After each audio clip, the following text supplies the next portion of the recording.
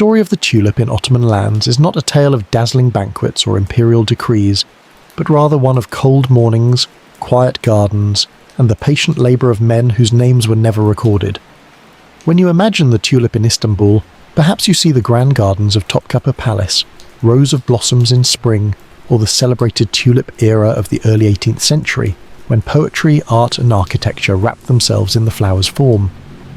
But behind that seasonal spectacle lay months of unseen preparation, an entire rhythm of soil, bulb and frost managed carefully by Ottoman gardeners, so that the tulips would rise again after the hard winter. In the early modern period, winters in Anatolia and the Balkans were not gentle. Cold winds from the Black Sea pressed down on the city, and snow would often coat the tiled rooftops of Istanbul for days. Gardens, so carefully arranged in terraces and courtyards, risked losing their prized bulbs to frostbite, rot, or the hunger of burrowing animals.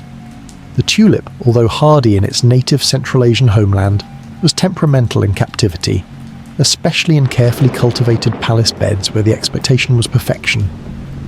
The gardeners, called bostances, were responsible not only for maintaining food gardens and orchards for the palace, but also for nurturing these fragile bulbs that had become a symbol of refinement and imperial grace.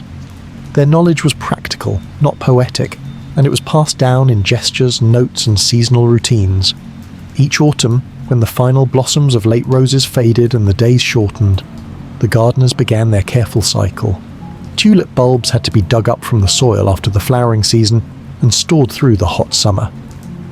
By late October, when the rain softened the earth, the bostances would replant them. Their task was not as simple as burying them in rows. Depth mattered. A bulb placed too shallow would freeze under the hard frost of January. Too deep, and it might rot in the damp soil or fail to emerge at all. The gardeners knew the measure by instinct, pressing the soil with calloused fingers, spacing each bulb with a sense of order that had been repeated for generations. A tulip planted in the wrong place was not just a wasted flower. It was a mark against the gardener's discipline. The soil itself required attention. Ottoman palace gardens were not vast farmlands but carefully constructed environments. Soil was transported from different regions, blended with sand for drainage, or enriched with manure from palace stables. Records from palace account books reveal expenditures for carts of earth brought in from Thrace, where the loam was considered particularly good for bulbs. Even ordinary tulip growers in Istanbul's neighbourhoods imitated this practice, saving scraps of compost, ashes and straw to make their garden beds more forgiving to bulbs. To keep tulips alive through winter was not only about surviving the cold, it was about ensuring the bulbs never sat in stagnant water, never suffocated in clay, and never froze to death in soil too shallow. The greatest enemy was dampness. Istanbul's winters alternated between freezing days and thawing rains. A sudden rain in January, followed by a frost, could create ice around the bulb and kill it within hours. To counter this, gardeners developed small ridges and furrows in their planting beds, allowing water to run off and collect away from the bulbs. In some palace gardens, wooden frames covered the beds, draped with oiled cloth or straw mats, a kind of primitive greenhouse. These shelters could be folded back on warmer days and laid down again when snow threatened. The tulip, though silent, commanded vigilance. You might imagine the bostances walking through the gardens in the early morning, their heavy wool coats pulled tight, inspecting each bed as though the flowers were already alive. They bent down, brushed away snow, adjusted coverings, and tested the firmness of the soil. For them, winter was not a time of rest but of constant supervision. Any lapse could mean the death of hundreds of bulbs. And death meant more than the loss of beauty. It was a waste of resources, a break in tradition, a potential shame in front of palace superiors who expected tulips in full perfection when spring festivals arrived. The care extended into storage. Not all bulbs were replanted immediately. Some were kept in wooden crates lined with straw or sand, stored in cool but dry chambers.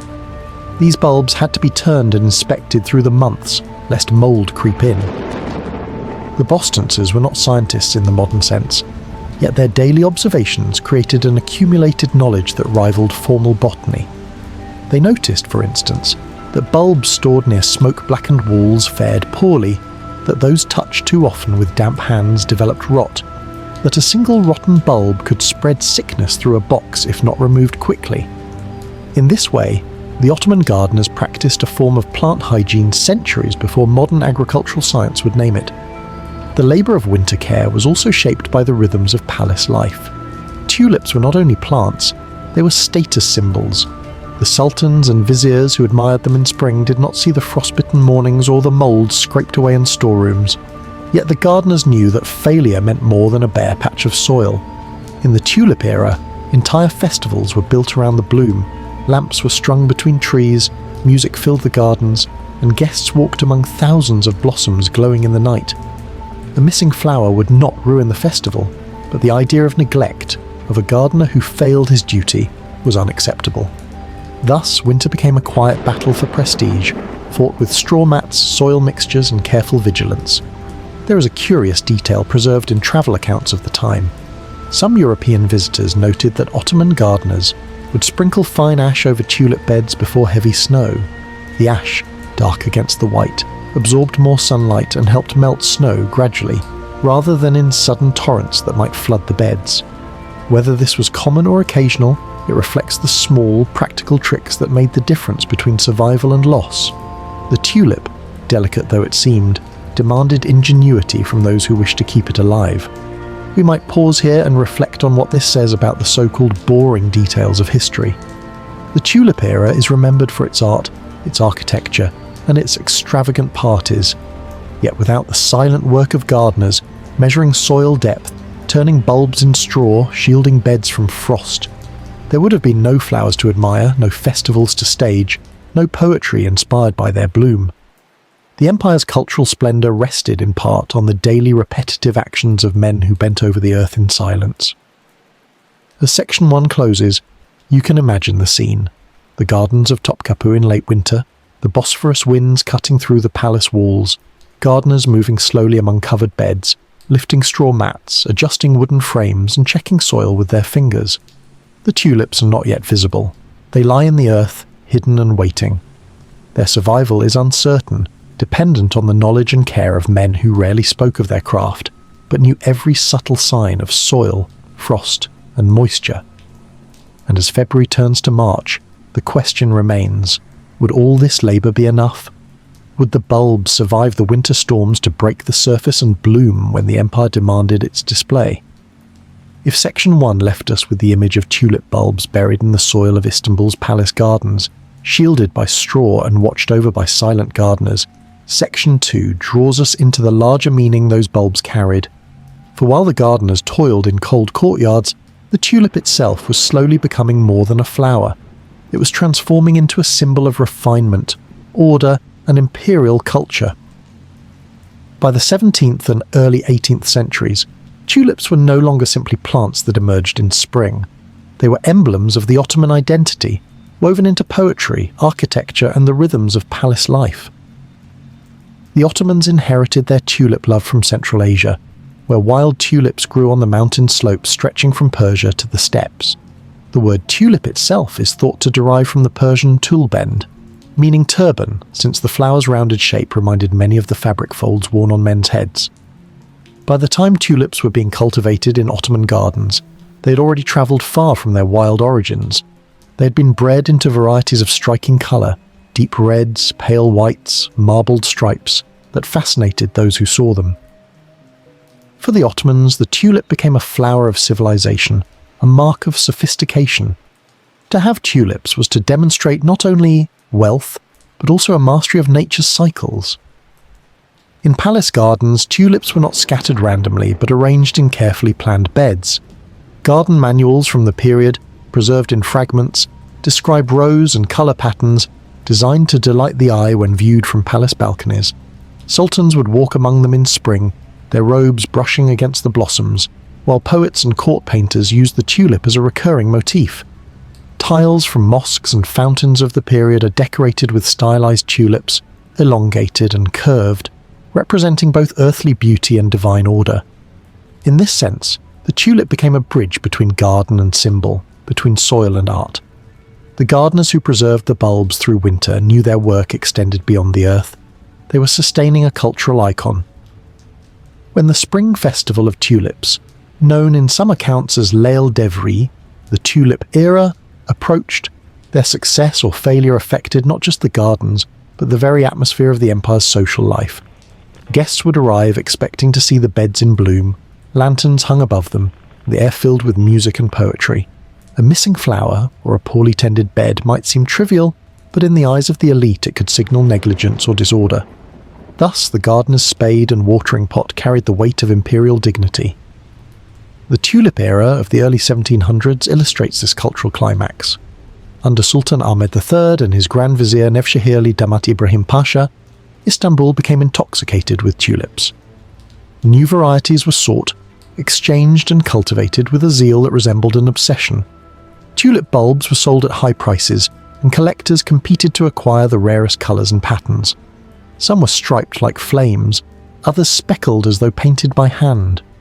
At night, the wealthy held tulip viewing parties, illuminating the gardens with oil lamps, allowing guests to stroll among the blossoms as shadows danced across the petals. In these moments, the tulip was no longer just a flower. It was performance, refinement, and spectacle. Yet behind that spectacle lay routines so quiet they seemed invisible. Bostances, the palace gardeners, had to regulate watering schedules, shift coverings on the beds, and keep meticulous watch for signs of rot. Winter care was never forgotten, even in the height of tulip fashion. A bulb neglected in January would not bloom in April, no matter how many lanterns were strung or how many poets composed verses in its honour. In this way, the tulip era's brilliance rested on the continuity of humble labour, repeated year after year without interruption. One might imagine the layered world of tulips in Ottoman Istanbul. At the top stood the Sultan and his courtiers, celebrating the flower as a mark of empire's sophistication. At the middle were wealthy townsmen and artisans, who also grew tulips in their courtyards, imitating palace fashions. At the base were the gardeners themselves, whose hands touched the soil, whose backs bent in the cold, ensuring that the bulbs lived through winter. This pyramid of tulip culture reveals much about Ottoman society, its hierarchy, its love of display, and its reliance on the ordinary work of the nameless. The tulip even crept into the language of diplomacy. When European envoys visited Istanbul, they were often gifted bouquets of tulips, or shown through gardens where the flowers bloomed. For the Ottomans, the tulip was not just decoration, but an emblem of refinement to be displayed to outsiders. In Europe too, tulips gained fascination, sparking the famous tulip mania in the Netherlands during the 1630s. Dutch merchants bred and sold tulip bulbs at extraordinary prices, treating them as a kind of speculative investment. But for the Ottomans, the flower remained more symbolic than commercial. Its value lay in its place within a broader cultural tapestry, linking gardens, poetry, tiles, and seasonal celebrations. Amid this cultural flowering, it is easy to forget the vulnerabilities of the plant itself. Even as tulips became status symbols, they remained dependent on fragile biological rhythms. A particularly harsh winter could wipe out entire beds. Disease, in the form of bulb rot or fungal infection, could spread quickly, destroying rare varieties.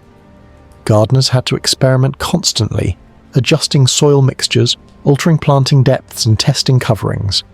Their science was based on observation, not formal experimentation, yet it was a science nonetheless. Accumulated knowledge passed from one season to the next.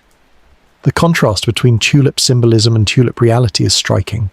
To the poets of Istanbul, the tulip represented elegance, transience, and divine beauty. To the gardener, it was a stubborn bulb that needed to be dried, stored, replanted, and shielded from frost. To the statesman, it was an emblem of imperial grace. To the merchant, it was a commodity. And to the common townsman who planted a few tulips in his courtyard, it was perhaps a modest attempt to participate in the empire's larger cultural conversation. The tulip was many things at once, layered with meanings that depended on who looked at it, and from where. The tulip era did not last forever. By the late 1730s, political unrest and economic pressures brought its extravagance to an end.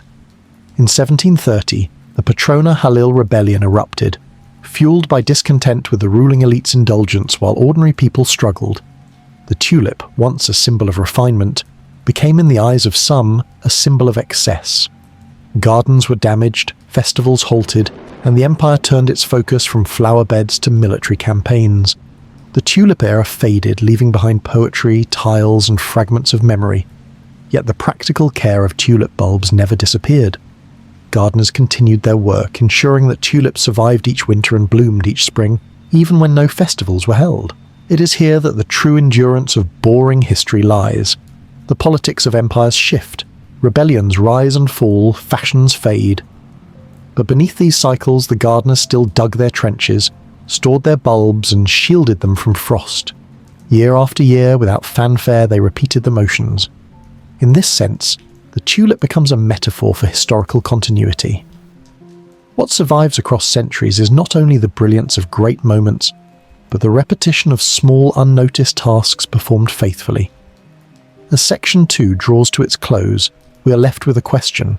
The tulip had become a symbol of Ottoman refinement, celebrated in poetry, architecture, and festivals. Yet symbols are fragile. They depend on both human labour and historical circumstance. When the tulip era ended in political upheaval, what became of the flower's meaning? Could a simple bulb, hidden beneath the soil, continue to carry cultural weight even after the empire turned its attention elsewhere? Or was the tulip destined to fade into the background of Ottoman life, remembered only in verses and tiles? By the time the tulip era ended in the 1730s, the tulip itself had already lived several lives in Ottoman history. It had been a simple bulb, dug from the earth and replanted each year. It had risen to become a symbol of imperial refinement, celebrated in poetry and architecture. And then it had been cast down, mocked as a frivolous emblem of excess in the wake of rebellion. Yet even after its cultural height had passed, the tulip did not vanish from Ottoman gardens.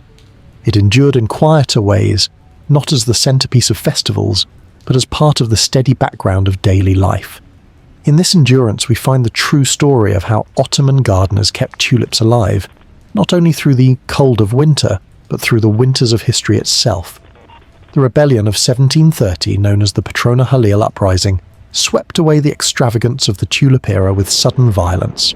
Gardens were trampled, mansions destroyed, and palace festivities ended. For many, the tulip became a symbol of elite indulgence, out of touch with the struggles of ordinary people. To speak of tulip viewing parties in those years was to recall the arrogance of rulers rather than the beauty of flowers. But gardens are not easily erased. Within palace walls, life continued. Bostonses still tended the orchards, trimmed hedges, and quietly replanted bulbs in autumn.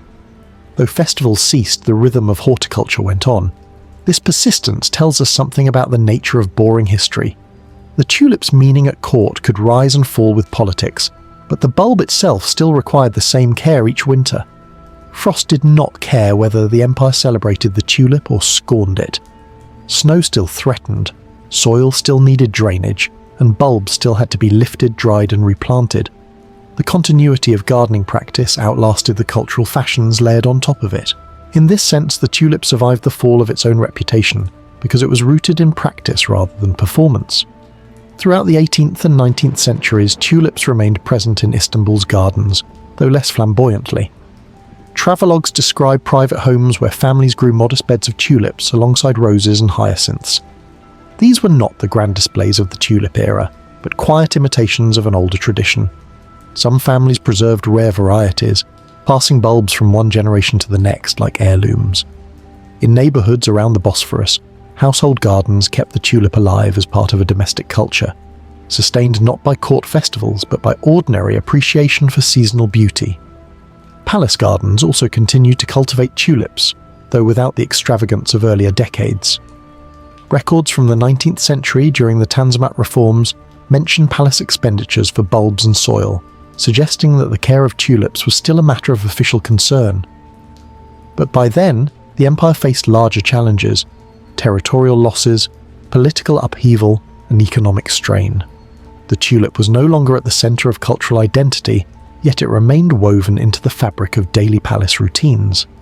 In spring, visitors still noted the presence of tulip beds, neat and orderly, a faint echo of past glory. In some ways, the decline of the tulip's prestige may have saved it from extinction.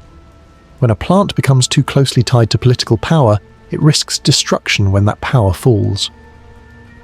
By slipping back into the quiet work of gardeners, the tulip survived without attracting excessive attention. It returned to being what it had been before, a flower that required patient care through the winter, a bulb that slept in the soil until spring. What is remarkable is how this rhythm connects the centuries. A gardener in the 1500s stooping to plant a bulb in the damp earth of an Istanbul courtyard would have recognized the same gestures performed by a gardener in the 1800s. The soil was pressed in the same way, the depth measured by the same fingers, the straw covering laid down with the same care. Empires changed, rulers fell, fashions shifted, but the gestures of winter gardening remained. This continuity is what makes the tulip a symbol not just of beauty, but of resilience. The tulip's legacy in Ottoman and later Turkish culture also persisted in art. Even after the tulip era ended, stylized tulips continued to appear on ceramics, textiles, and manuscripts. They remained part of the visual language of Ottoman design, often elongated and curved, symbolizing refinement and divine beauty. In this way, the tulip endured not only in gardens but also in artistic memory. To paint or tile a tulip was to connect to centuries of tradition, even if no grand festivals were being held. When the Ottoman Empire collapsed in the early 20th century, the tulip remained. In modern Turkey, it has re-emerged as a national symbol, appearing on logos, souvenirs, and even municipal emblems. Istanbul holds tulip festivals each spring, when millions of bulbs bloom across parks and public spaces. The spectacle recalls the tulip era, but with a modern twist, celebration not of imperial refinement, but of shared cultural heritage. The continuity is striking. Tulips still require the same winter care, still need to be dug, stored and replanted just as they did centuries ago. The methods have improved with modern horticulture, but the essence remains the same. It is worth pausing to consider what this endurance teaches us. History often remembers wars, treaties and rulers, yet beneath these grand narratives lies the slow rhythm of daily survival. Ottoman gardeners may not have written treatises or signed decrees, but their work ensured that tulips bloomed each spring, sustaining a cultural tradition that outlasted empires. Their story is boring in the sense that it is repetitive, seasonal and ordinary. But it is also essential, for without their patience the tulip might have vanished from Ottoman life altogether. The gardener's winter routine, lifting bulbs, storing them in straw, planting them at precise depths, shielding them from frost, becomes, in this light, a metaphor for history itself. Civilization survived not only through dramatic events, but through countless small acts of care repeated across generations. The tulip's persistence reminds us that culture is sustained not only by rulers and poets, but also by those who labor silently in gardens, kitchens, workshops, and fields. As we close story 1, we can imagine a final scene. The winter garden is quiet. Snow lies on the palace walls, the Bosphorus winds whistle through the bare branches, and beneath the soil the tulip bulbs wait. The gardeners move slowly among the beds, adjusting coverings, brushing away snow and checking soil. They know that their labour is unseen, that spring festivals may or may not come, that empires rise and fall. But they also know that the tulips will bloom again, if only they survive the winter. And in that quiet knowledge they continue their work season after season, century after century. The tulip, in the end, survived not because of poetry or politics, but because of patience. And perhaps that is the truest lesson of history, that beauty endures through care, even in the dullest details, even in the coldest winters. In the heart of Holland, tulips bloomed not just in gardens, but in fortunes, until quiet whispers foretold their sudden, tragic collapse. When the tulip travelled westward from the Ottoman Empire to Europe in the 16th century, it carried with it not only beauty, but also a potential for obsession. No place absorbed that obsession more fully than the Dutch Republic. In the 1630s, tulips became the centre of one of the most curious episodes in European economic history, the phenomenon later known as tulip mania. It is often remembered as a story of speculation, wild prices and financial collapse. Yet beneath the dramatic tales of fortunes gained and lost lies a quieter history.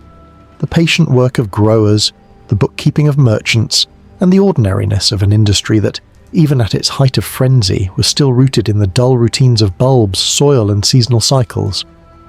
The tulip first arrived in the Low Countries through diplomatic and scholarly exchanges. Carolus Clusius, a Flemish botanist, planted some of the earliest tulip bulbs in Leiden at the end of the 16th century, having received them as gifts from contacts in the Ottoman court. He recorded their varieties, noted their colours, and guarded them carefully in his botanical garden. Thieves broke in and stole bulbs, spreading them across the region. From those stolen bulbs, a culture grew. By the early 1600s, tulips had become prized among collectors, admired for their vivid colours and unusual patterns. Their rarity gave them value, and soon wealthy merchants began competing to acquire them. What made tulips especially alluring to Dutch buyers was their variability. Unlike roses or lilies, tulips could produce unpredictable patterns. Some developed flames of red across white petals, others stripes of purple or yellow. These variations, caused by a mosaic virus that infected the bulbs, could not be easily replicated or controlled. A single bulb that produced a striking pattern could become immensely valuable, for no one could predict if it would bloom again in the same way. This combination of beauty and unpredictability fueled demand. Collectors sought not just tulips, but tulips of specific rare patterns. The buying and selling of tulip bulbs soon moved from gardens to marketplaces. Merchants, accustomed to trading spices, timber and textiles, began treating bulbs as commodities. They wrote contracts, recorded debts, and exchanged promises of future delivery. Some bulbs were sold while still underground, their buyers paying in advance for flowers that would only appear months later. As prices rose, the trade moved further away from the soil and closer to speculation. A bulb might change hands several times before it was ever dug up. But while speculation grew, tulip growing itself remained slow and ordinary. Bulbs still had to be planted in autumn, dug up in summer, stored carefully and replanted. Farmers who cultivated tulips continued to worry about frost, rot and theft. They worked the same hours in their gardens regardless of market prices. For every story of a bulb selling for the price of a house, there were dozens of growers who dug in their soil quietly, unsure if their bulbs would even bloom the next spring. This disjunction, between the excitement of speculation and the tedium of horticulture, formed the foundation of tulip mania's strangeness. The height of tulip trading came in the winter of 1636 to 1637. Taverns across Holland hosted auctions where bulbs were sold not by physical exchange, but by slips of paper representing contracts. The language of trade included terms like wind handle or wind trade, reflecting how many transactions involved nothing more than promises carried on air. Prices soared to absurd levels. A single rare bulb could be valued higher than a skilled craftsman's yearly income. Records suggest that some were exchanged for plots of land, herds of animals, or entire houses. The stories grew so astonishing that they have become legendary. And yet, even at its peak, tulip mania was not as widespread as later writers claimed. Most Dutch households never bought or sold tulips. The frenzy was concentrated among merchants, speculators, and wealthy enthusiasts.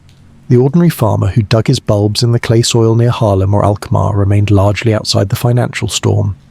For him, the tulip was not a symbol of sudden wealth, but a crop, temperamental and slow, that required patience. In this sense, the mania of tulips was as much a story of perception as reality. The loud tales of fortunes made and lost obscured the quieter truth, that the majority of tulip growing remained as dull and uncertain as any other form of agriculture. The collapse came in February 1637. At an auction in Haarlem, buyers refused to pay the high prices demanded and confidence broke. Suddenly, contracts lost value. Bulbs that had been worth small fortunes fell to fractions of their former prices. Speculators who had hoped to resell at a profit found themselves holding worthless promises. Lawsuits followed, though many courts refused to enforce tulip contracts, calling them speculative wagers rather than binding trade. Within weeks, the fever ended. What is remarkable, however, is that the tulip industry did not end. The growers continued. They still dug their bulbs, stored them in straw, and replanted them the next year. Prices normalized, and tulip cultivation became an ordinary agricultural trade, supplying bulbs and flowers across Europe. The frenzy had passed, but the flower remained. This continuity is the heart of boring history. Behind the spectacle of speculation lay the unchanging cycle of soil, frost, and bloom. Travellers to the Netherlands after the collapse noted this quiet persistence. They described fields of tulips blooming in spring, admired not for their speculative value but for their beauty. Merchants still bought and sold bulbs, but at reasonable prices. Collectors still prized rare varieties, though without the fever of the 1630s. The industry stabilized into something durable, carried forward not by speculation but by the steady labor of growers. As Section 1 closes, we might reflect on this tension. Tulip mania is remembered as dramatic collapse, a cautionary tale of speculation. But behind that drama lay a more enduring reality. The slow, repetitive care of bulbs through winter, the same work performed year after year by Dutch growers. If tulip mania was a storm, the gardeners were the soil, absorbing it quietly, continuing their routines regardless. And so, the question remains, how did the Dutch reconcile the memory of this frenzy with the ongoing labour of tulip growing? Did the flower remain tainted by the scandal of speculation, or did it quietly regain its place as an ordinary crop tended with patience and care? The collapse of tulip mania in 1637 is often told as a dramatic ending, a sharp crack that shattered fortunes and exposed folly. But for the Dutch who lived through it, life did not stop when contracts failed and bulbs lost their inflated values.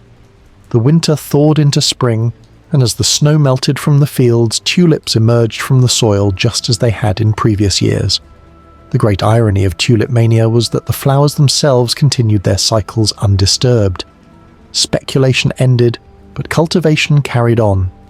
In this way, the story shifts from drama to endurance, from market frenzy to the quiet persistence of growers and gardeners. In Haarlem, one of the centres of tulip cultivation, the fields in 1637 looked no different from those of 1636. Rows of green shoots emerged, buds swelled, and colours unfolded in April. Farmers who had planted their bulbs in autumn could not undo the cycle, no matter what happened in the marketplace. Some may have felt relief when prices fell, for the frenzy had brought theft, distrust, and unrealistic expectations. Others felt ruin, especially those who had borrowed heavily in hopes of reselling bulbs for profit. Yet for the majority of growers, the soil still demanded the same labour, regardless of financial collapse. They dug, weeded, and inspected bulbs with the same patience as before. The Dutch courts, faced with a flood of lawsuits over broken tulip contracts, largely refused to enforce speculative agreements. They argued that many contracts were closer to wages than legitimate trade, since no bulbs had changed hands at the time of sale. This decision prevented a cascade of bankruptcies, softening the collapse's impact. For many growers, the return to normal trade was abrupt but manageable. Bulbs that had sold for hundreds of guilders during the mania now sold for far less, but they still sold. Buyers remained, though at modest prices. The tulip, stripped of its speculative aura, settled back into the world of ordinary commerce. It is in this ordinariness that tulip growing found its long-term survival. Instead of being the centerpiece of feverish speculation, the tulip became an agricultural commodity. Growers cultivated bulbs steadily, year after year, and merchants traded them like any other product. Tulips became part of the Dutch export economy, shipped to courts and collectors across Europe. By the 18th century, the Netherlands was firmly established as the center of the European tulip trade, not because of mania, but because of reliable horticulture. What did ordinary growers learn from the mania? Contemporary accounts suggest that they became wary of speculative promises. Farmers preferred selling bulbs directly, either as flowers in bloom or as physical bulbs dug from the earth. They valued tangible exchange over paper contracts. This return to tangible trade reinforced the link between cultivation and commerce. The tulip once again became something grounded in soil rather than inflated by speculation. For households outside the merchant elite, tulips became symbols of domestic pride rather than financial gamble. Families planted small beds in their gardens, arranging tulips alongside other spring flowers. Local markets sold bulbs at accessible prices, allowing ordinary citizens to participate in tulip culture without risk. The memory of mania lingered, but it became a cautionary tale rather than a living practice. Stories of fortunes lost over tulips were repeated with a mix of embarrassment and humour, reminding each new generation of the dangers of excess. At the same time, the aesthetic appeal of tulips continued to grow. Dutch painters of the Golden Age often included tulips in still-life paintings, portraying them alongside fruit, glassware and silver. These paintings, rich in symbolism, suggested both beauty and transience. A tulip in full bloom was stunning, but its petals soon withered. For viewers of the time, this transience echoed the fragility of wealth and life itself. In this way, the tulip became less a financial object and more a moral emblem, folded into the Dutch tradition of vanitous imagery. The scientific community also benefited from the stabilization of tulip culture. Botanists studied tulip varieties more carefully once speculation subsided. They observed the patterns caused by the mosaic virus, noting how some bulbs produced streaked or flamed petals unpredictably. Though they did not yet understand the biological cause, they recorded observations that laid groundwork for later plant pathology. Tulip cultivation became a site of curiosity, not just commerce. Scholars and growers alike developed a quiet appreciation for the plant's mysteries, beyond its market price. In economic memory, tulip mania has often been used as a warning. Later generations compared it to other speculative frenzies, from the South Sea bubble in 1720 to modern financial bubbles. Yet in the Dutch countryside, the lesson was simpler. Tulip mania reminded farmers that the soil does not bend to markets. Bulbs require patience, frost care, and steady labour. A promise on paper can evaporate in a week, but a bulb in the ground takes months to bloom. In this sense, tulip mania underscored a truth already known to gardeners. Nature moves at its own pace, indifferent to human excitement.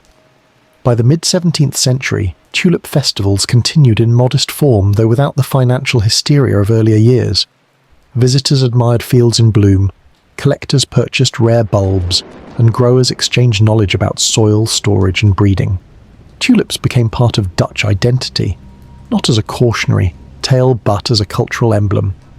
The mania receded into the background, remembered more by writers than by gardeners. What remained was the steady rhythm of planting, storing, and replanting year after year. As Section 2 closes, we are left with an unresolved thought. Tulip mania may have collapsed, but tulips themselves endured, stabilizing into a durable industry. Yet the question remains, how does a society live with the memory of its own excess? Did the Dutch quietly forget the mania, or did they carry it as a caution that shaped their economic behaviour for centuries? And if the tulip regained respect as an ordinary flower, did it also lose the aura of mystery that had once made it so alluring? The collapse of tulip mania was never the end of the story. In truth, it was a momentary disturbance, a loud crack in what was otherwise a long and steady rhythm of cultivation. The Dutch continued to grow tulips long after the frenzy of 1637 faded from memory. Over time, the mania became more legend than lived reality, remembered as a curious parable of excess, while the tulip itself settled into the background of Dutch life. In this way, tulips illustrate how history often preserves drama, while overlooking the quieter continuities that truly endure. By the mid-17th century, tulips were firmly woven into Dutch culture. The flower was no longer an object of feverish speculation, but it retained its place as a symbol of refinement and prosperity.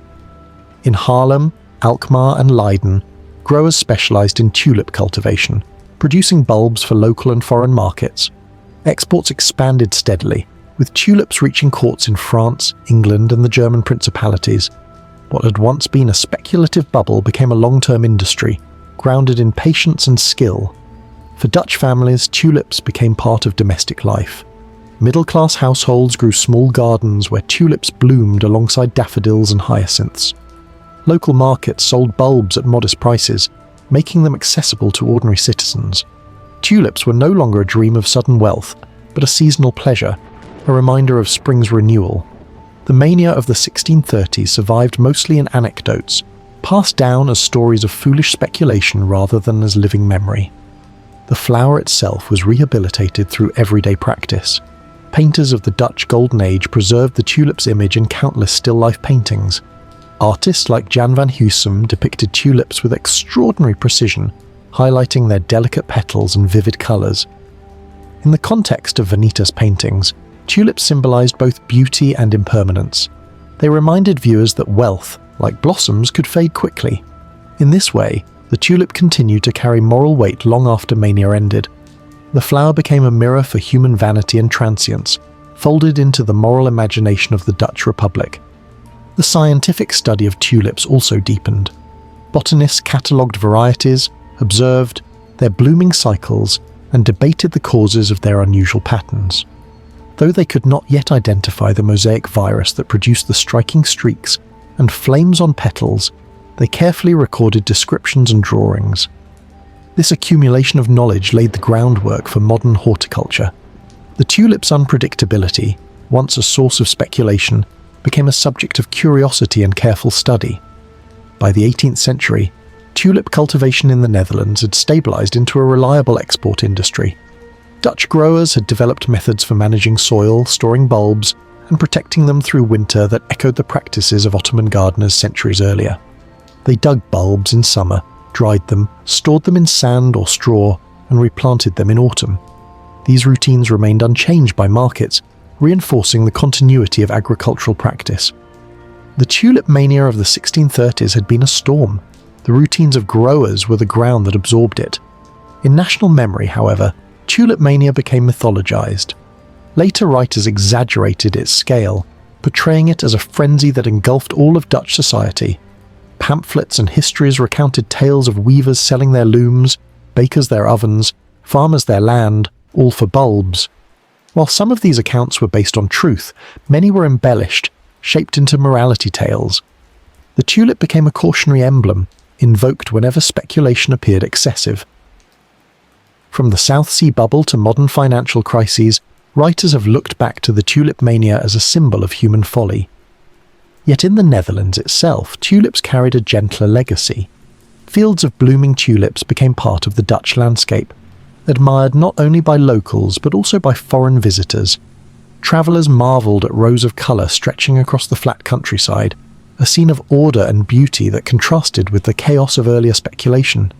The flower became tied to Dutch identity, representing not excess but horticultural skill. By the 19th century, tulips were firmly entrenched as national symbols, celebrated in gardens, paintings and festivals. Modern tulip festivals in the Netherlands, such as those in Keukenhof, continue this tradition. Millions of bulbs bloom each spring, drawing visitors from around the world. The spectacle recalls not the mania of the 1630s, but the persistence of centuries of cultivation. The tulip, once a speculative bubble, became instead a cultural anchor. Its story demonstrates how a moment of excess can fade, while ordinary labour endures and shapes identity. There is also a thread that ties the Dutch tulip back to its Ottoman origins. Diplomatic and cultural exchanges brought the flower westward, and the Ottoman practices of storage, planting and protection found echoes in Dutch horticulture. Though separated by geography and politics, both societies valued the tulip as a symbol of refinement, and both relied on gardeners' patience to keep the flower alive through winter. In this way, the tulip stands as a bridge between empires, connecting Istanbul's palace gardens with Haarlem's clay fields. As we conclude Story 2, it becomes clear that tulip mania is less about collapse than about continuity. The frenzy was short-lived, but the flower's endurance reshaped Dutch landscapes and identity. The tulip became a national emblem not because of speculation, but because of the growers who continued their patient routines, season after season. And so we are left with a reflection. History often remembers what is loudest: the crashes, the rebellions, the manias.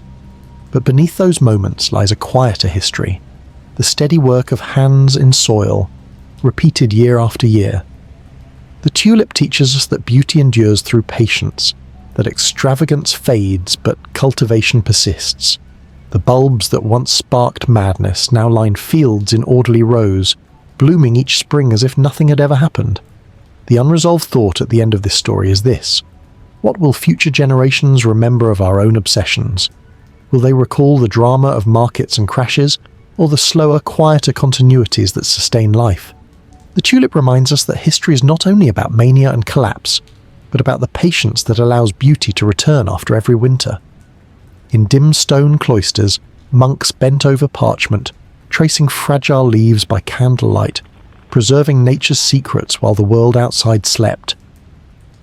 Long before botanical gardens became public spectacles, and before scientific societies issued printed journals, the work of studying plants was often confined to dimly lit rooms in monasteries.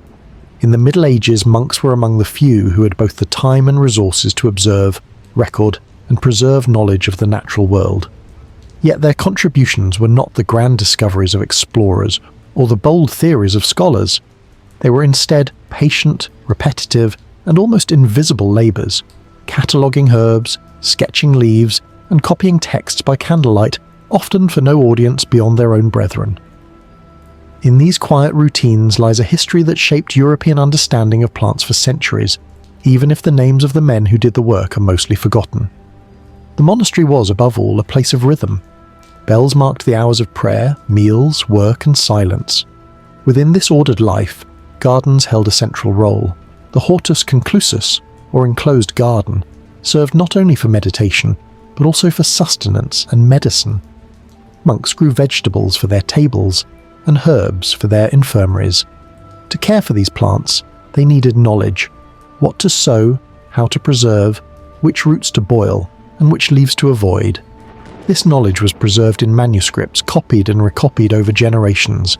In a scriptorium, a monk might spend hours bent over a manuscript, copying not only the words of earlier herbal texts, but also the illustrations of plants. Candlelight flickered across the vellum page as he traced the outline of a leaf, careful to capture its shape for recognition. Some drawings were crude, little more than symbols. Others showed remarkable detail, with colours carefully applied from natural pigments. Each sketch was an attempt to fix the plant in memory, so that future readers could distinguish one root from another. Accuracy mattered. Confusing a medicinal herb with a poisonous lookalike could mean disaster. The texts themselves were often compilations of older works. The Herbarium of Dioscorides, a Greek physician of the 1st century, was a constant source, copied and adapted in countless versions. Through the slow work of monastic scribes, knowledge from antiquity survived into the medieval world. Without this copying, the botanical wisdom of Greece and Rome might have been lost in the centuries of political upheaval that followed the fall of the Roman Empire. The monks did not innovate as much as they preserved, their value lying in continuity rather than discovery. Beyond copying, monks also observed, gardens served as living laboratories where theory met practice. A scribe who copied a description of sage might step outside and touch the plant itself, noting its smell or the way its leaves curled at the edges. He might record when it was best to harvest, or how to dry it for storage. These notes, often scribbled in margins, reflect a kind of experiential knowledge that rarely reached wider audiences, but shaped the daily use of plants within the cloister. The labour was tedious. By winter, gardens slept under frost, but the work of copying continued. In dim halls, monks hunched over desks with cold hands, scratching ink onto parchment. Candles dripped wax onto the margins, leaving marks that can still be seen in manuscripts today. Their world was quiet, punctuated by chants in the chapel and the turning of pages in the scriptorium. The work was repetitive, demanding patience rather than brilliance. Yet this repetition was what preserved knowledge across centuries. We often imagine medieval monasteries as isolated, but in truth they were connected through networks of exchange. Manuscripts travelled from one house to another, carried by messengers or pilgrims. A text copied in Monte Cassino in Italy might find its way to a monastery in Germany, where another monk copied it again. Through this chain of duplication, botanical knowledge spread slowly but steadily. Each copy introduced small variations, misspellings, altered drawings, marginal notes, but together they created a web of continuity. In some monasteries, particularly those with active infirmaries, monks went further. They experimented with remedies, recording which plants eased fevers or wounds. Their observations were not systematic in the modern sense, but they were practical. They noted, for example, that chamomile eased stomach discomfort, that willow bark reduced pain, that garlic fought infections. These insights, filtered through centuries of repetition, would later form the foundation of modern medicine. Yet in their own time, they were simply part of the daily duty of care.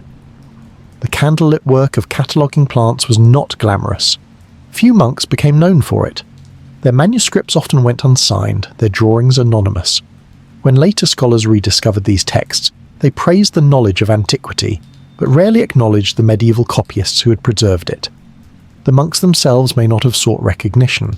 For them, the act of copying was a form of devotion, a way to preserve God's creation through words and images. Each plant, carefully drawn, was a reflection of divine order, a reminder of the richness of the world entrusted to human care. It is easy to overlook the significance of such labour. When we think of scientific progress, we imagine leaps forward, discoveries, inventions, breakthroughs. Yet progress also depends on the quiet work of preservation, without which discovery would have no foundation. The monks who copied and catalogued plants by candlelight did not leap forward, but they carried knowledge across the centuries like a bridge. Without them, later botanists of the Renaissance would have had little upon which to build. As section 1 closes, we are left with the image of a solitary monk in a dim scriptorium, tracing the outline of a leaf by candlelight.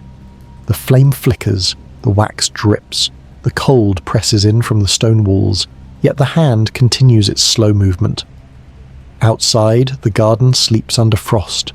The world beyond the monastery may be turbulent with wars, famines, or political struggles, but within these walls the work of cataloguing continues. And we are left with a question.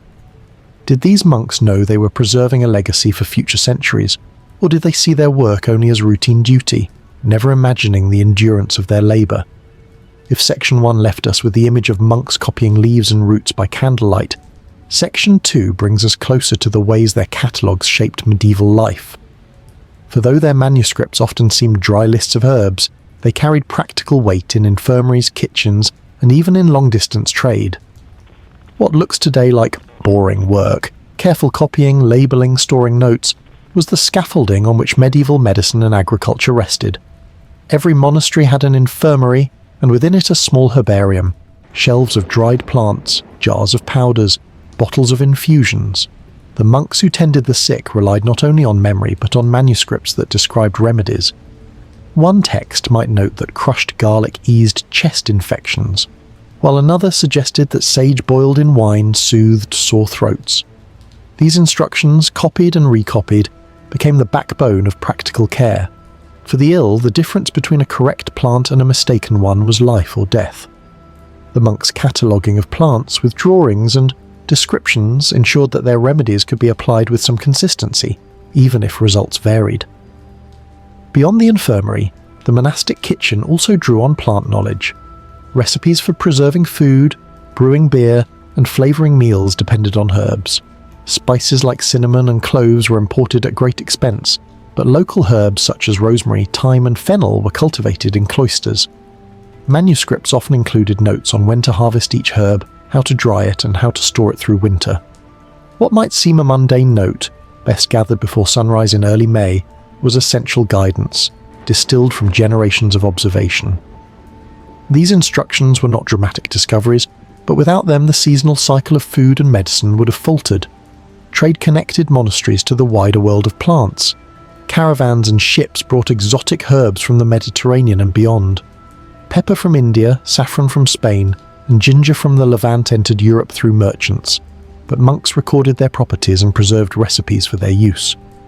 When a monastery received a shipment of dried cinnamon sticks, for instance, the scribe might add a note in the margin of a herbal text, explaining how it could be ground and infused for fevers.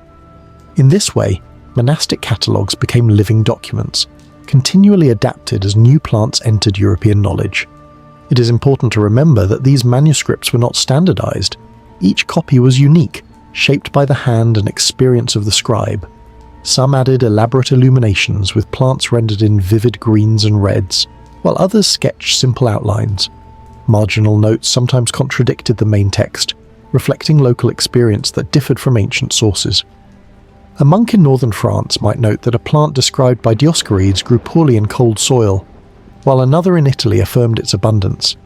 These variations reveal how monastic cataloguing was both preservation and adaptation, keeping old knowledge alive while adjusting it to local realities. The influence of monastic catalogues extended beyond cloisters.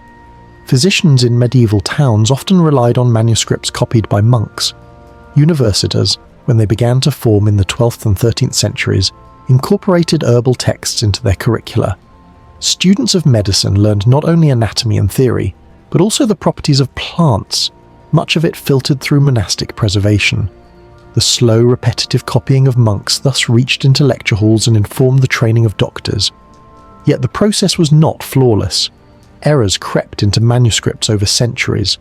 A miscopied word might change the description of a plant, leading to confusion. illustrations too could drift from accuracy. A careless drawing might exaggerate a leaf or misplace a root, leaving later readers uncertain. Scholars in the Renaissance would later complain about the corruption of ancient texts through careless copying. But even flawed copies were better than nothing. Without the monks' persistence, much ancient botanical knowledge might have vanished altogether. In the 12th century, a new wave of knowledge entered Europe through translations from Arabic texts. In monasteries in Spain and Sicily, where Muslim, Jewish and Christian scholars interacted, herbal works from the Islamic world were translated into Latin. These texts included detailed medical uses of plants, drawing on traditions from Persia and the Arab world. Monks incorporated these insights into their own catalogues, expanding European plant knowledge beyond what had survived from Greece and Rome. The candlelit scriptorium became a bridge not only across centuries but also across cultures. What is striking is the humility of this labour. Monks did not present themselves as discoverers. They rarely signed their manuscripts. Their goal was continuity, not originality. In a world where glory often attached to kings and warriors, they pursued a quieter legacy, ensuring that the memory of plants endured. Their catalogues were less about innovation than about transmission, yet without them later innovation would have been impossible. Renaissance botanists, often celebrated for their breakthroughs, built their work upon manuscripts that had survived in monastic libraries. The material traces of monastic plant catalogues tell us much about their conditions. Many manuscripts bear scorch marks from candles, stains from spilled ink, or smudges from damp fingers. Some contain pressed flowers between pages, remnants of real specimens used for comparison. These marks remind us that the texts were not abstract but lived, handled daily by men who cared for both words and plants. Even the wear of parchment corners shows repeated use, suggesting that these were not decorative volumes but working tools in the rhythm of monastic life. As centuries passed, monastic catalogues accumulated layers of memory. A manuscript copied in the 9th century might contain marginal notes from the 11th, corrections from the 12th, and additions from the 13th. Each hand represented a monk who had bent over the page in dim light, contributing a small piece to the preservation of knowledge. The manuscripts became palimpsests of generations, repositories not of brilliance but of persistence. By the time the Renaissance dawned, scholars rediscovering classical texts often found them in monastic libraries. Humanists celebrated the wisdom of antiquity, but it was the candlelit labour of anonymous monks that had carried that wisdom across the centuries. Without their catalogues, the leap of Renaissance botany would have been impossible. Their quiet endurance had bridged the darkness between Rome and modern science. As Section 2 closes, we are left with a question. If these monks had not copied and catalogued plants so patiently, how much knowledge would Europe have lost? Would the Renaissance have had the foundations it needed for its flourishing? Or would the chain of memory have broken, leaving a gap that no later scholar could repair? As Europe entered the Renaissance, the candlelit catalogues of monks began to pass quietly into the hands of a new generation of scholars. Universities grew, printing presses spread, and with them came a more systematic study of plants. Yet the foundations of this botanical awakening had been laid in centuries of monastic labour. Without the repetitive copying of manuscripts, the careful drawings and the marginal notes preserved in cloisters, much of the Renaissance fascination with natural history would have had no ground to stand upon. In Italy, Germany and the Low Countries, early modern botanists eagerly sought manuscripts in monastic libraries. They found compilations of Dioscorides, Galen and Arabic writers, often corrupted by errors but still rich in information. These texts became the basis for printed herbals, lavish books with woodcut illustrations and detailed descriptions of plants. The new works claimed authority through the press, but behind their pages lay the long, anonymous chain of scribes who had preserved the knowledge. In this way, the monks' candlelit work became invisible yet essential scaffolding for a new age of science. Still, something was lost in the transition. Renaissance scholars often criticized medieval manuscripts as clumsy, filled with inaccuracies and unworthy of serious study. They admired antiquity but dismissed the Middle Ages as a dark interval. Yet even as they rejected the monks' authority, they depended on their preservation. The monks' sketches, however crude, ensured that classical descriptions of plants did not vanish altogether. The irony is that those who sneered at monastic ignorance were themselves indebted to centuries of monastic persistence. Monastic catalogues also left their imprint in subtler ways. The practice of observing gardens, recording harvest times, and noting local variations carried forward into Renaissance botany. While humanists emphasized rediscovery of classical texts, many of their practical insights mirrored habits long established in cloisters. When botanists measured soil conditions or tracked seasonal growth, they echoed routines that monks had performed without claiming innovation. In this sense, modern science owes more to boring repetition than it often admits. Not all knowledge survived.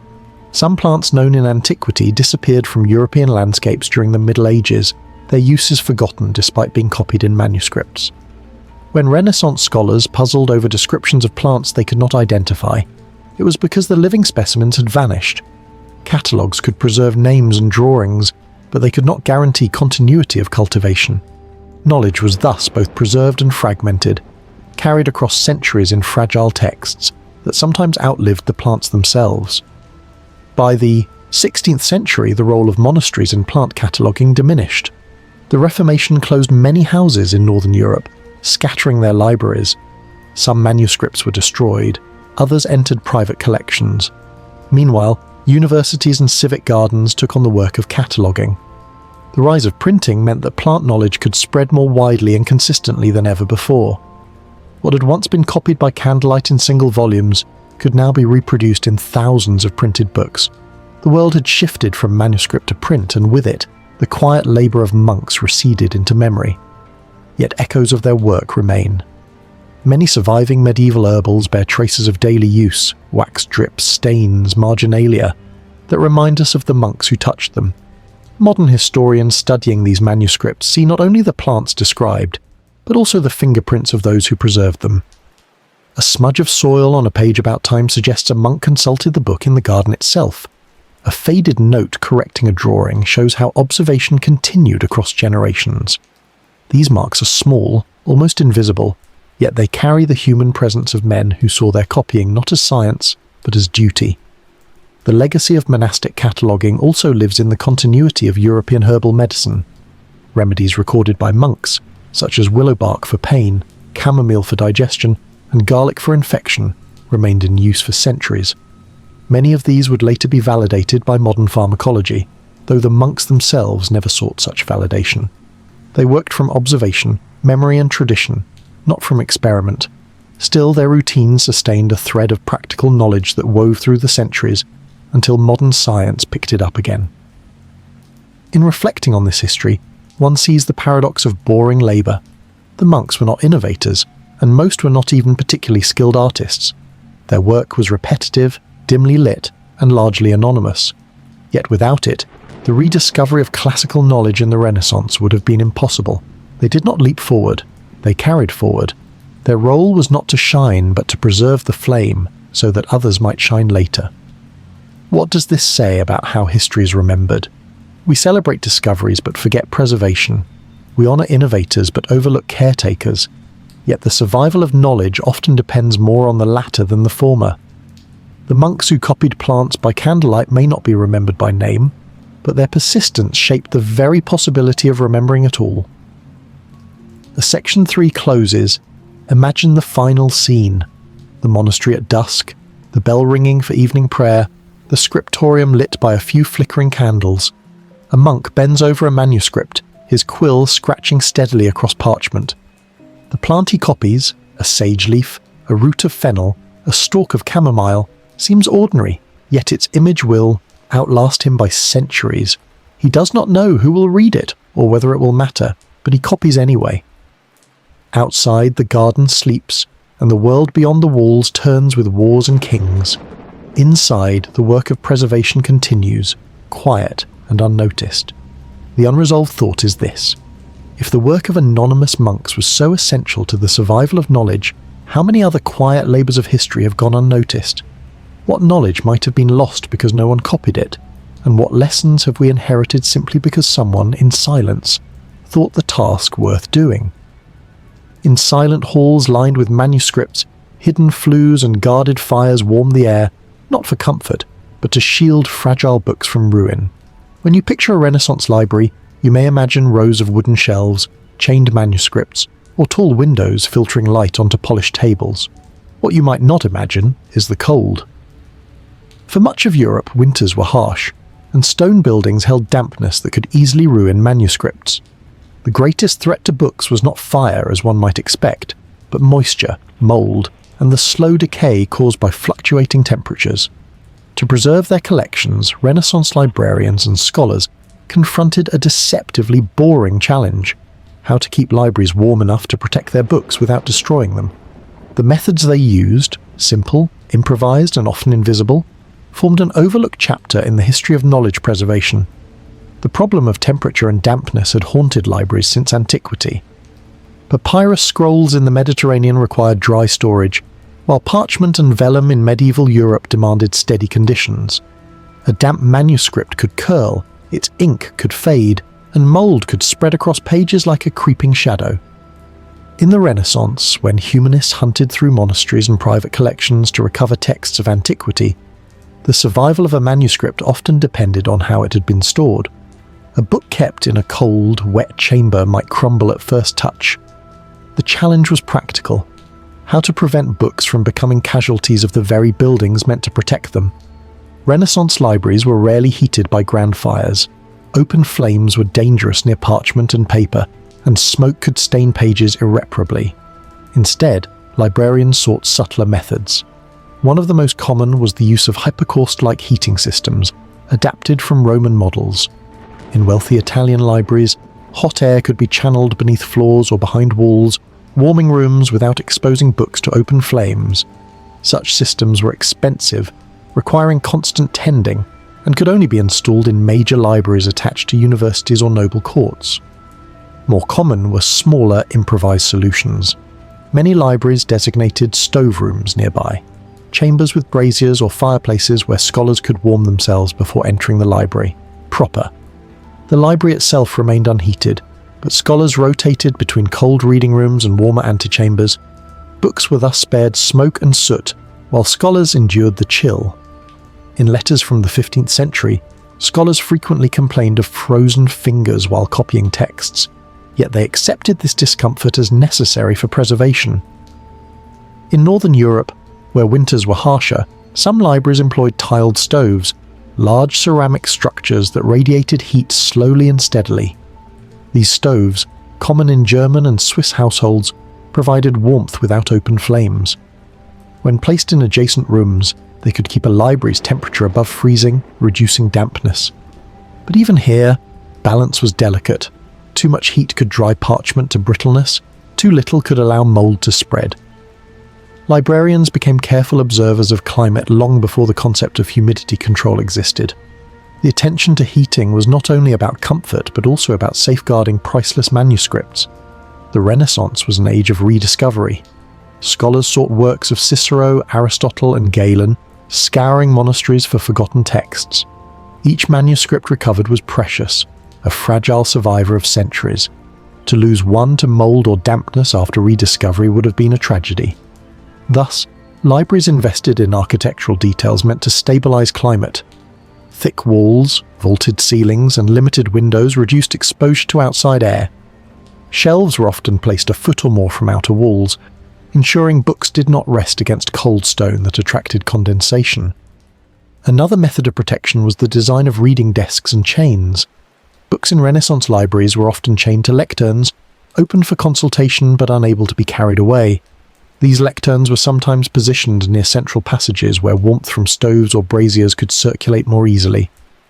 The arrangement was as much about climate as about security. Even the choice of wood for shelves mattered.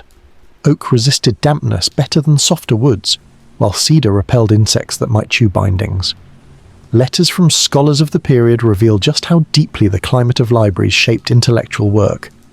Poggio Bracciolini, a famous manuscript hunter, wrote of damp rooms in Swiss monasteries where books were swollen with moisture, scarcely legible. In Florence, by contrast, manuscripts preserved in warmer, drier conditions appeared almost new. These contrasts reinforced the idea that environment was as important as content.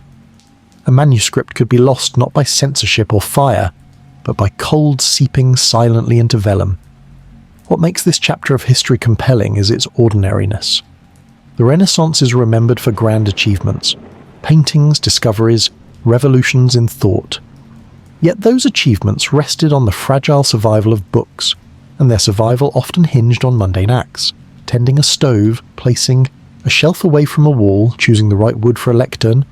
The work of heating libraries was not glamorous, but it was essential. Without it, the humanist revival of antiquity might have faltered. As Section 1 draws to a close, imagine the scene: a Renaissance library on a January morning. Frost clings to the stone windows. A scholar sits hunched at a desk, his cloak wrapped tightly around him, ink stiff in its pot. A tiled stove glows faintly in the adjoining chamber, sending slow warmth through the walls. Shelves of chained books stand silently, their bindings safe from frost because of the careful placement of desks and the quiet labour of attendants who adjust fires and inspect walls. The scholar may shiver, but the books endure. And we are left with a question: how much of Renaissance knowledge survived not because of genius, but because of the ordinary attention paid to temperature and dampness? If Section 1 left us with the image of a shivering scholar working in a tiled stove library, Section 2 brings us into specific Renaissance libraries, where architecture, heating, and daily practice determined which manuscripts survived and which were lost. The history of Renaissance learning is often told through the brilliance of its thinkers: Erasmus, Petrarch, Galileo. But behind their work stood the buildings that sheltered books. The very survival of texts depended less on genius than on the mundane choices of architects and librarians who worried about drafts, dampness, and the slow creep of mould.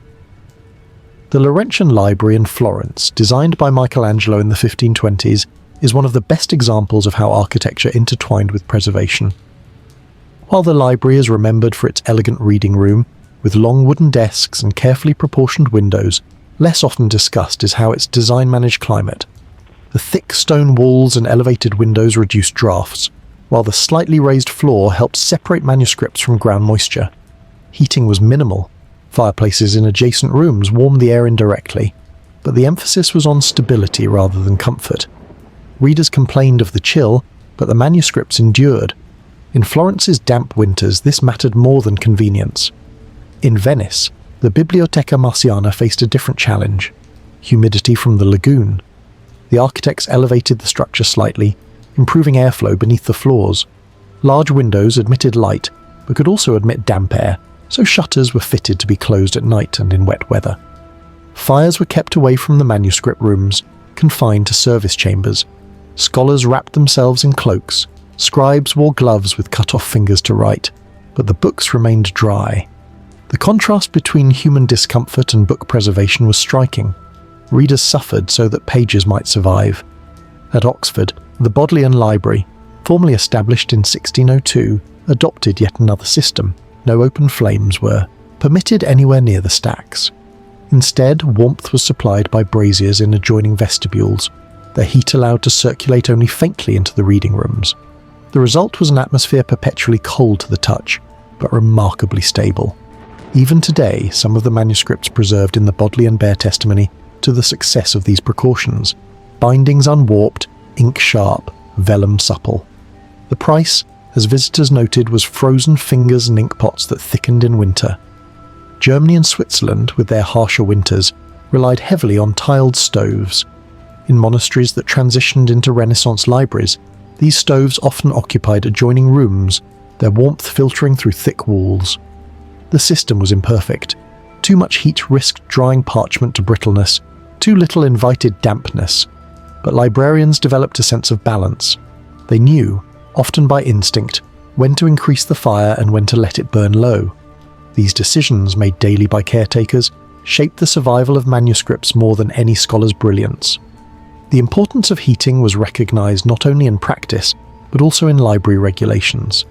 Some libraries posted strict rules forbidding candles or personal braziers at desks, fearing that desperate scholars might endanger manuscripts with their attempts at warmth. Regulations from the University of Paris in the late Middle Ages warned against bringing food, drink, or flames into the library. A scholar might sit numbed by the cold for hours, yet could not risk warming himself too closely to the books. These restrictions reflect a central truth. In Renaissance libraries, the preservation of manuscripts took precedence over the comfort of readers. Despite these precautions, not all manuscripts survived. Reports from the 15th and 16th centuries lament the loss of books to damp, especially in northern monasteries where heating was insufficient. Entire collections rotted when libraries were neglected, or their stoves untended. In some cases, scholars described manuscripts so swollen with moisture that they could not be opened without tearing. Mould, once established, spread rapidly across bindings, leaving volumes unreadable. These losses were quiet tragedies of learning, rarely recorded in detail, but deeply felt by humanists who hunted desperately for fragments of antiquity. The very layout of Renaissance libraries reflected a compromise between preservation and access.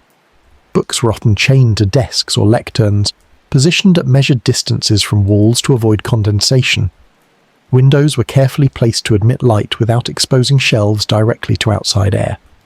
Floors were sometimes raised above basements to prevent ground moisture from seeping upward. These details, rarely noticed by casual observers, reveal how architecture was shaped as much by climate as by aesthetics. Even the daily routines of librarians included climate management. Attendants checked for signs of dampness, adjusted shutters, and managed fires in nearby rooms. They aired libraries on clear days, opening windows briefly to reduce stale moisture, then closing them quickly to preserve warmth. The rhythm was subtle, almost invisible, yet it was as essential to preservation as cataloguing or shelving. A careless attendant could undo years of labour by allowing damp to take hold. The Renaissance concern with climate also intersected with the rediscovery of ancient texts. Humanists like Poggio Bracciolini, who scoured monasteries for forgotten works, often noted the conditions of libraries they visited. He complained of damp vaults in Swiss monasteries, praising drier chambers in Italy. His letters suggest that scholars understood the link between climate and preservation. A poorly heated library was a graveyard of texts. A well-managed one was a treasure house of survival. What makes this history striking is its lack of drama. Heating libraries was not a matter of invention or discovery, but of small adjustments, placing shelves carefully, tending stoves cautiously, choosing stone thickness wisely. Yet these small acts determine the survival of Cicero's speeches, Galen's medical writings, or Aristotle's treatises.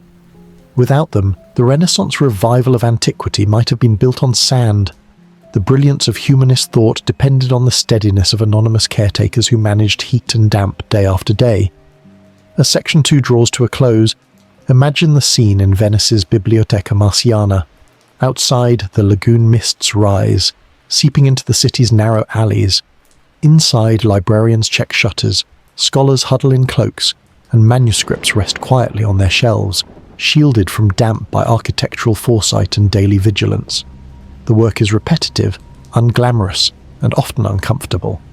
Yet it is precisely this ordinariness that preserved the treasures of antiquity, and we are left with a question. If so much of Renaissance brilliance depended on controlling the invisible threat of moisture, how many works of the ancient world were lost simply because no one kept the room warm enough? By the time the Renaissance matured into the early modern age, the problem of heating libraries was no longer seen as a minor inconvenience, but as a central challenge of knowledge preservation. The manuscripts of antiquity had survived centuries of wars, fires, and neglect, yet their greatest enemy remained the quiet creep of dampness and cold. The Renaissance effort to protect books with careful heating methods eventually gave way to new practices, some of which would evolve into the conservation methods we know today. But the transition was not sudden. It emerged gradually through centuries of trial, error, and persistence. One of the lasting legacies of Renaissance libraries was the architectural awareness of climate. Builders began to think about libraries as special environments, requiring design that differed from palaces or chapels. Windows were placed high to admit light without drafts. Walls were thickened and floors raised. Some libraries experimented with underfloor heating systems, modelled loosely on ancient Roman hypocausts, though these remained rare due to cost. More common were adjacent stove rooms, where heat could radiate through walls without exposing books to soot or flames. In every case, the central aim was stability. Books could endure cold better than fluctuations. It was sudden changes, damp one day, dry the next, that ruined bindings and vellum. By the 17th century, librarians spoke more openly about climate as a matter of stewardship. Catalogues of the time sometimes included not only lists of titles but notes on storage conditions. A manuscript described as in good health reflected more than its contents. It meant the book had been kept in a room with steady warmth and dryness.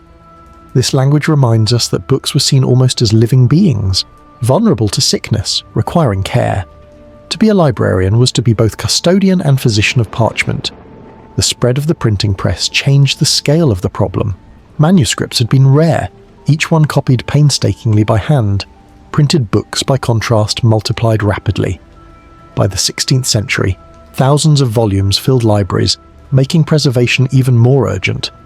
Heating a room for a handful of manuscripts might be manageable. Heating a hall with thousands of books was another matter entirely. Larger libraries invested in architectural innovations.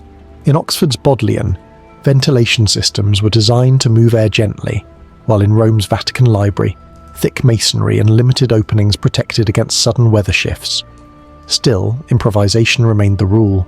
Attendants placed bowls of salt to absorb dampness, or scattered herbs like lavender and rosemary to deter insects. Fires were carefully rationed, sometimes permitted only on the coldest days. Scholars often wrote of their discomfort, yet rarely complained about the restrictions themselves. They knew preservation took precedence over personal ease. This culture of acceptance reveals how deeply Renaissance scholars valued survival of knowledge.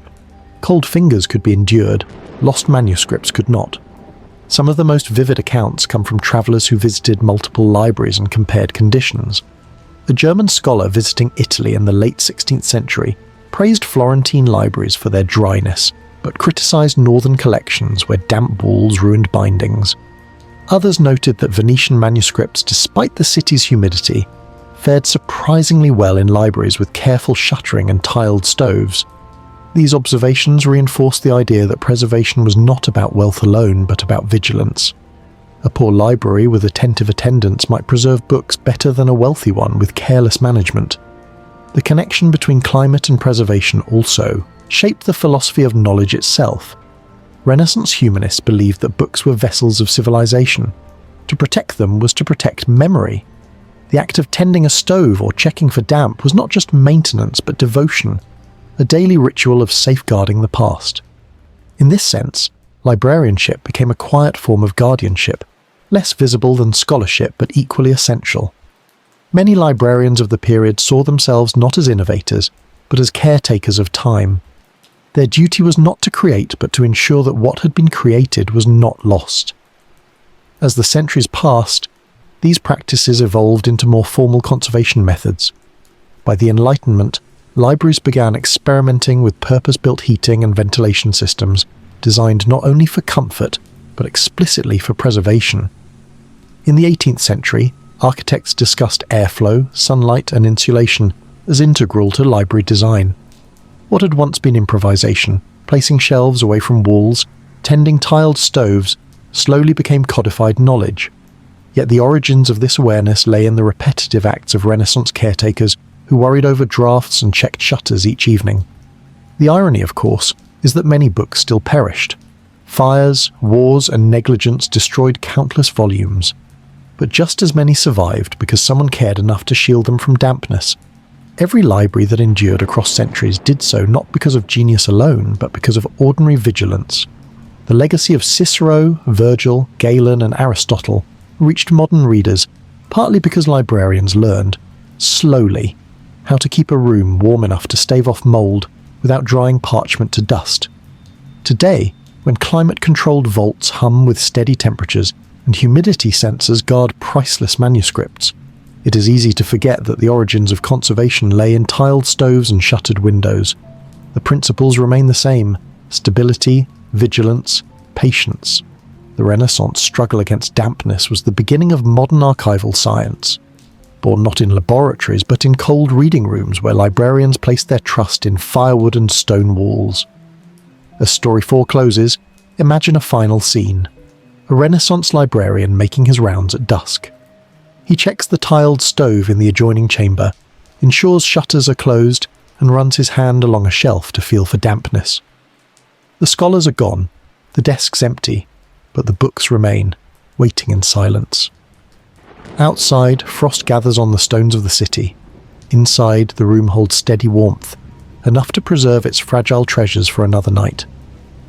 The unresolved thought is this: how much of what we call civilization depends not on brilliance or invention, but on the quiet care of those who manage environments?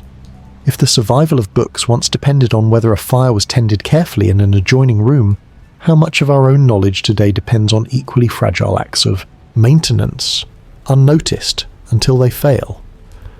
Beneath vaulted town halls, clerks inked careful lines into ledgers, recording each sack of grain, the lifeblood that kept crowded medieval cities alive. When we imagine medieval cities, we tend to picture soaring cathedrals, castle walls, or crowded markets filled with merchants shouting their wares. Yet beneath the noise and spectacle lay something quieter and far more essential: grain. Bread was the foundation of medieval diets, and ensuring a steady supply of grain was a matter not only of hunger, but of political stability. Behind the armies, the sermons and the festivals were clerks hunched over ledgers, recording bushels, shipments, and storehouse inventories. Their neat lines of ink written in candlelit chambers and dusty counting houses were the invisible skeleton that kept cities alive. For much of Europe, bread accounted for the majority of caloric intake. In some regions, as much as 60 to 70% of daily food came from bread, whether coarse rye loaves for peasants or finer wheat bread for the wealthy. A failed harvest could mean famine, riots, and even rebellion. The supply of grain was not simply an agricultural matter, it was political. Kings and city councils knew that empty granaries led to unrest faster than foreign threats. Thus, the management of grain became one of the most carefully monitored aspects of medieval governance. At the centre of this system were the ledgers, bound books or parchment rolls where clerks recorded grain deliveries, purchases and disbursements. These documents were not glamorous.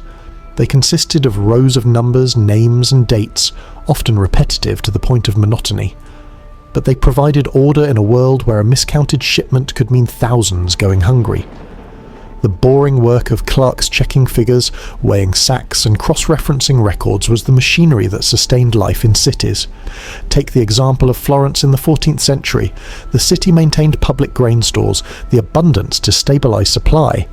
Clerks recorded how much wheat entered from surrounding regions, how much was purchased abroad, and how much was distributed in times of shortage. Their ledgers reveal the rhythms of crisis. During years of bad harvest, imports surged from Sicily or the Black Sea. The numbers were dry, but behind them lay the anxious efforts of a city trying to avoid starvation. Florence's wealth rested on trade and banking, but its survival rested on those who kept grain accounts balanced. Paris too had its grain bureaucracy. The prévôt des marchands and other officials supervised the provisioning of bread for a population that reached over 200,000 by the late Middle Ages. Bakers were regulated strictly. The size and price of loaves were tied to the grain supply. Inspectors weighed bread in markets, while clerks tracked shipments along the Seine. Their ledgers detail fines for bakers who adulterated flour or cheated customers. These records, dull in their detail, reveal the degree to which the stability of a metropolis depended on the faithful work of men with scales and inkpots. The medieval reliance on grain was so great that wars were often fought as much for control of fertile regions as for dynastic claims. Armies could seize castles, but without access to fields, their victories meant little. This reality was mirrored in city records, where clerks sometimes noted disruptions in supply chains caused by war. A missing shipment of grain could be traced back to conflict in Burgundy, or raids along the Baltic trade routes. Thus, the grain ledger became a chronicle not only of food but of geopolitics, its rows of figures silently recording the larger struggles of the age. Storage presented another challenge. Grain spoiled easily if damp or infested. Medieval cities invested in granaries, massive structures with thick walls and raised floors to protect stores from moisture and rodents. Clerks oversaw inspections, noting in their ledgers the condition of stocks. A few lines of ink might record the salvaging of a shipment by airing it in the sun, or the loss of another to mould. The survival of a city through winter could hinge on these unglamorous decisions. A scribe's notation, 5 barrels spoiled, could mean hunger for hundreds. Behind these records were human stories. A peasant selling wheat at the city gate might be noted only as Johannes of Villeneuve, 6 sacks, but his grain became part of the bread that sustained the city's apprentices, craftsmen, and officials. The anonymity of the ledger belied its intimacy. Each line was a thread connecting the countryside to the urban masses. The clerk, in tallying numbers, was also silently weaving the fabric of social survival. It is striking how little recognition these clerks received. Chronicles celebrated kings, saints, and generals, but not the men who calculated shipments or adjusted storehouse accounts. Yet their work was no less decisive. In times of famine, the ability of officials to manage reserves and ration grain could mean the difference between chaos and endurance. In 1315 to 1317, during the Great Famine that swept much of Europe, records show desperate attempts to stretch supplies, with clerks calculating rations down to the last bushel. Their efforts could not prevent suffering, but they structured what little order remained. As Section 1 closes, imagine the scene. A counting house in late autumn, the harvest in from surrounding villages. Clerks sit at a long table, tallying figures in heavy books. Outside, carts creak under sacks of wheat, while bakers line up to purchase their flour. The city depends on these numbers, though few ever notice the men who write them. The ink dries slowly in the chill air, but the lines endure, anchoring the city's fragile balance of survival. And we are left with a question. If these ledgers held the lifeblood of medieval cities, how many lives hung on the accuracy of a single clerk's calculation? We traced how ledgers quietly recorded the lifeblood of medieval cities. Section 2 now turns to the times when these books became weapons of survival, during famines, sieges, and wars. In moments of crisis, the grain ledger was not just an administrative tool, but a shield against chaos, shaping how cities endured hunger and unrest. The Great Famine of 1315 to 1317 offers one of the clearest examples. Torrential rains across northern Europe ruined harvests for successive years. Grain rotted in fields and cattle diseases wiped out herds. Cities like Paris, Ghent, and London were suddenly dependent on dwindling reserves. In the ledgers of the period, one can see the growing desperation, entries noting spoiled stores, shrinking imports, and rationed sales. Clerks, normally tasked with steady arithmetic, now measured disaster in numbers. Their calculations determined how much bread could be baked, how long supplies might last, and who would receive them. A simple notation, reduced loaf size, echoed as hunger in thousands of households. During famines, grain records also became instruments of justice or injustice. Authorities had to decide whether to ration equally or favour certain groups. Bakers, soldiers, clergy, and the poor all demanded priority. Ledgers reveal these choices. In Florence, officials created separate columns for grain distributed to soldiers during crises, often at the expense of civilians. In Paris, inspectors fined bakers who mixed barley or chestnut flour into loaves, though such substitutions were sometimes tolerated when shortages worsened. Behind each line in the ledger was a moral decision, balancing survival and fairness. Sieges brought a different kind of pressure. A city under siege became an island cut off from outside supplies. Grain stores were locked, and rationing grew severe. In Ghent during the 14th century, siege accounts showed daily rations calculated down to ounces. Clerks tallied how long reserves could last, adjusting entries as supplies dwindled. To miscalculate was fatal. If reserves ran out before relief arrived, starvation forced surrender. Thus, clerks became quiet strategists of survival, their ledgers as crucial as the walls and towers that kept enemies out. In London, the city's grain ledgers reveal another dimension, the use of accounting as political leverage. The mayor and aldermen controlled storehouses known as the Great Barns. By adjusting prices in times of shortage, they sought to keep bread affordable for the poor while preventing bakers from profiteering. Ledgers tracked these adjustments meticulously, yet critics accused officials of manipulating supplies for political advantage, favouring allies or punishing rivals. The grain ledger, in this light, was not neutral. It was a tool of governance, shaping loyalties through the stomach. Wars often disrupted grain flows, making ledgers maps of conflict. The 100 Years' War repeatedly cut supply lines across France. In the records of Rouen, clerks noted shipments delayed or lost because of enemy raids. Grain that should have arrived from surrounding villages never did, replaced by terse entries, taken by soldiers, or burned in fields. These absences were as telling as the entries themselves, silent markers of violence. A blank line in a ledger could mean a village plundered, a family ruined, a meal lost. The Black Death of the mid-14th century reshaped grain ledgers in yet another way. With populations drastically reduced, demand for bread collapsed. Cities suddenly found themselves with surplus grain, and prices fell. Ledgers show warehouses filled while fewer buyers came to market. Clerks adjusted their records to track spoilage as unsold stores rotted. The crisis of abundance, ironically, followed the crisis of famine. Through it all, the ledger remained steady, recording fluctuations that revealed not only agricultural realities, but demographic collapse. Clerks themselves were not immune to these crises. In famine years, they too went hungry. Their notes sometimes betray a sense of strain, letters hastily formed, ink blotted, mistakes left uncorrected. These imperfections humanize the record, reminding us that behind each calculation was a weary hand, perhaps trembling with hunger. Yet they continued, driven by duty or habit, knowing that accuracy meant survival. What is most striking about these crises is how boring details became matters of life and death. Whether a sack of grain weighed properly, whether a ledger entry was correct, whether mold was caught in time, these could determine the fate of a city.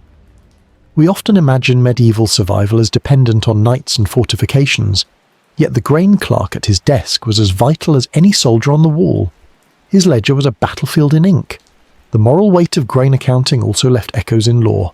Many cities enacted ordinances mandating that clerks swear oaths to record faithfully, with punishments for fraud or negligence. In Venice, a clerk caught altering grain records faced public humiliation and banishment. In Paris, inspectors who failed to enforce bread standards could lose their posts. These strictures reflected a truth every medieval city knew. Dishonest numbers could kill. As Section 2 closes, imagine a city under siege. The gates are barred, the fields outside trampled by enemy soldiers. Inside, in a dim hall, clerks sit over ledgers, tallying the remaining sacks of grain. Their quills scratch out calculations, turning food into numbers and numbers into time. 20 days' supply at current rations. Each line of ink is a measure of survival, each figure a gamble on endurance, and we are left with a question. In moments of crisis, was the true power of medieval cities found not in their walls or armies, but in the ink strokes of clerks who measured how long bread would last? By now, we have seen how grain ledgers preserved survival in ordinary years and became weapons of endurance in famine and war. In this final section, we turn to their deeper legacy, how these records shaped the governance of medieval cities, fostered trust or distrust between rulers and the governed, and laid the groundwork for economic bureaucracy in the centuries that followed. At their heart, grain ledgers were instruments of accountability. Unlike a market stall or a baker's oven, which dealt in immediate exchange, the ledger extended memory across time. It allowed officials to compare harvests year by year, to see patterns in abundance and shortage, to track debts owed by millers, bakers, or merchants. In this sense, the ledger was a technology of foresight. A city that carefully maintained its grain accounts could anticipate shortages, plan imports, and smooth the volatility of agricultural life.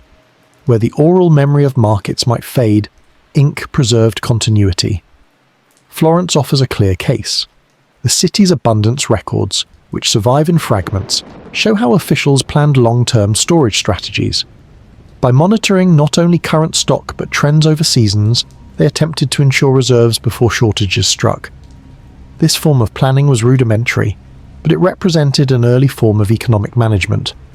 The decisions recorded in those ledgers were not merely reactive, they shaped policy. A choice to import more wheat from Sicily in a mild year might be justified not by present need, but by patterns noted in past records. Thus, the clerk's boring numbers became instruments of governance. Trust was central to the system. Ordinary citizens depended on the belief that officials managed grain fairly. If records were seen as dishonest or manipulated, unrest followed swiftly. Bread riots, common in medieval Europe, were often fueled not only by hunger but by suspicion that authorities hoarded supplies or lied in their accounts. Chronicles from Paris in the 14th century describe angry crowds demanding to see the ledgers, convinced that shortages were artificial. Transparency, or at least the appearance of it, became a form of political control. Clerks were required to swear oaths, not only to maintain accuracy but to project integrity. A trusted ledger was as important as a full granary. This reliance on records helped birth a new kind of official, the professional clerk. Unlike knights or priests whose status came from lineage or ordination, clerks derived authority from literacy and numeracy. Their skill with ink and abacus made them indispensable. In many cities, these clerks began to form bureaucratic traditions that outlasted crises. They trained apprentices, standardized record-keeping methods, and created archives. Over time, this laid the foundations for modern civil service. The grain ledger was, in this sense, a seed of bureaucracy. Its rows of figures the early bones of a state apparatus. The power of grain records extended even into diplomacy. Cities that relied on imported grain negotiated contracts with foreign merchants, and ledgers recorded these obligations in detail. A missed shipment from the Baltic or the Black Sea could trigger disputes, sometimes escalating into political tension. In Venice, where grain imports were crucial, the careful accounting of contracts and deliveries formed part of the city's larger mercantile system. Grain ledgers thus tied local survival to global trade, transforming numbers on a page into levers of diplomacy. Yet the system was never perfect. Records were vulnerable to fraud, neglect, or simple error. A clerk might skim profits by underreporting stocks, or a careless hand might miscalculate weights. Such mistakes had consequences. A ledger that overstated reserves could lull officials into complacency, leaving the city unprepared for famine. Conversely, a ledger that understated supplies might provoke unnecessary rationing, sparking unrest. The fragility of the system lay in its dependence on human diligence.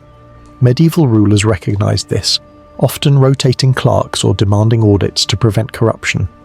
But the possibility of error remained, a reminder that civilization sometimes rested on the accuracy of a single column of figures.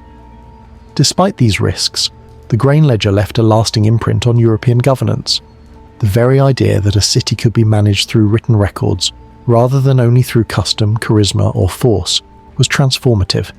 It suggested that survival could be rationalized, that numbers could tame uncertainty. In this way, the humble grain account contributed to the rise of a documentary culture that would define early modern Europe.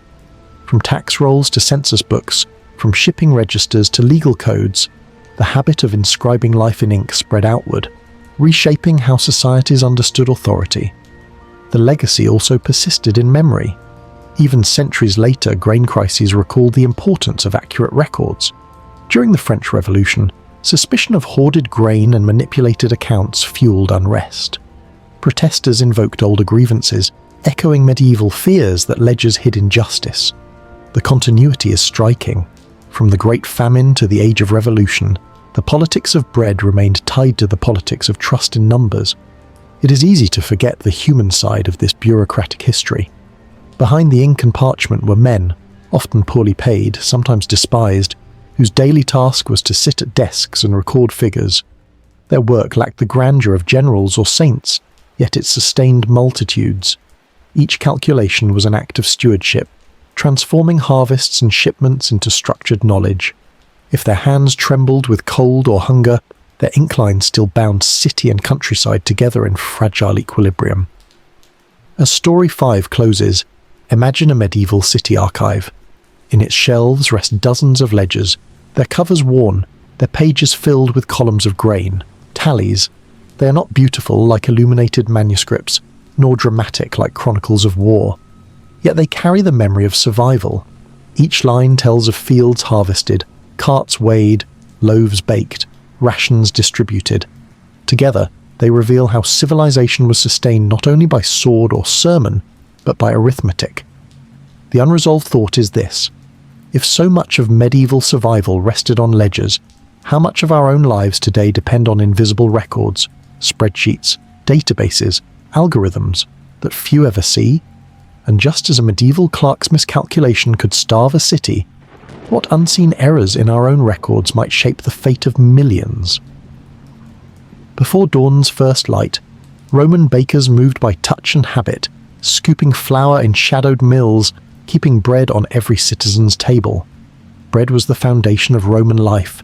It fed soldiers, laborers, aristocrats, and slaves alike. In cities like Rome, where hundreds of thousands depended on a daily supply of loaves, Bakers carried an enormous responsibility, yet their work was not glorious. It was carried out in dim workshops before dawn, often by slaves or freedmen, and governed by routines so repetitive they hardly entered the chronicles of history.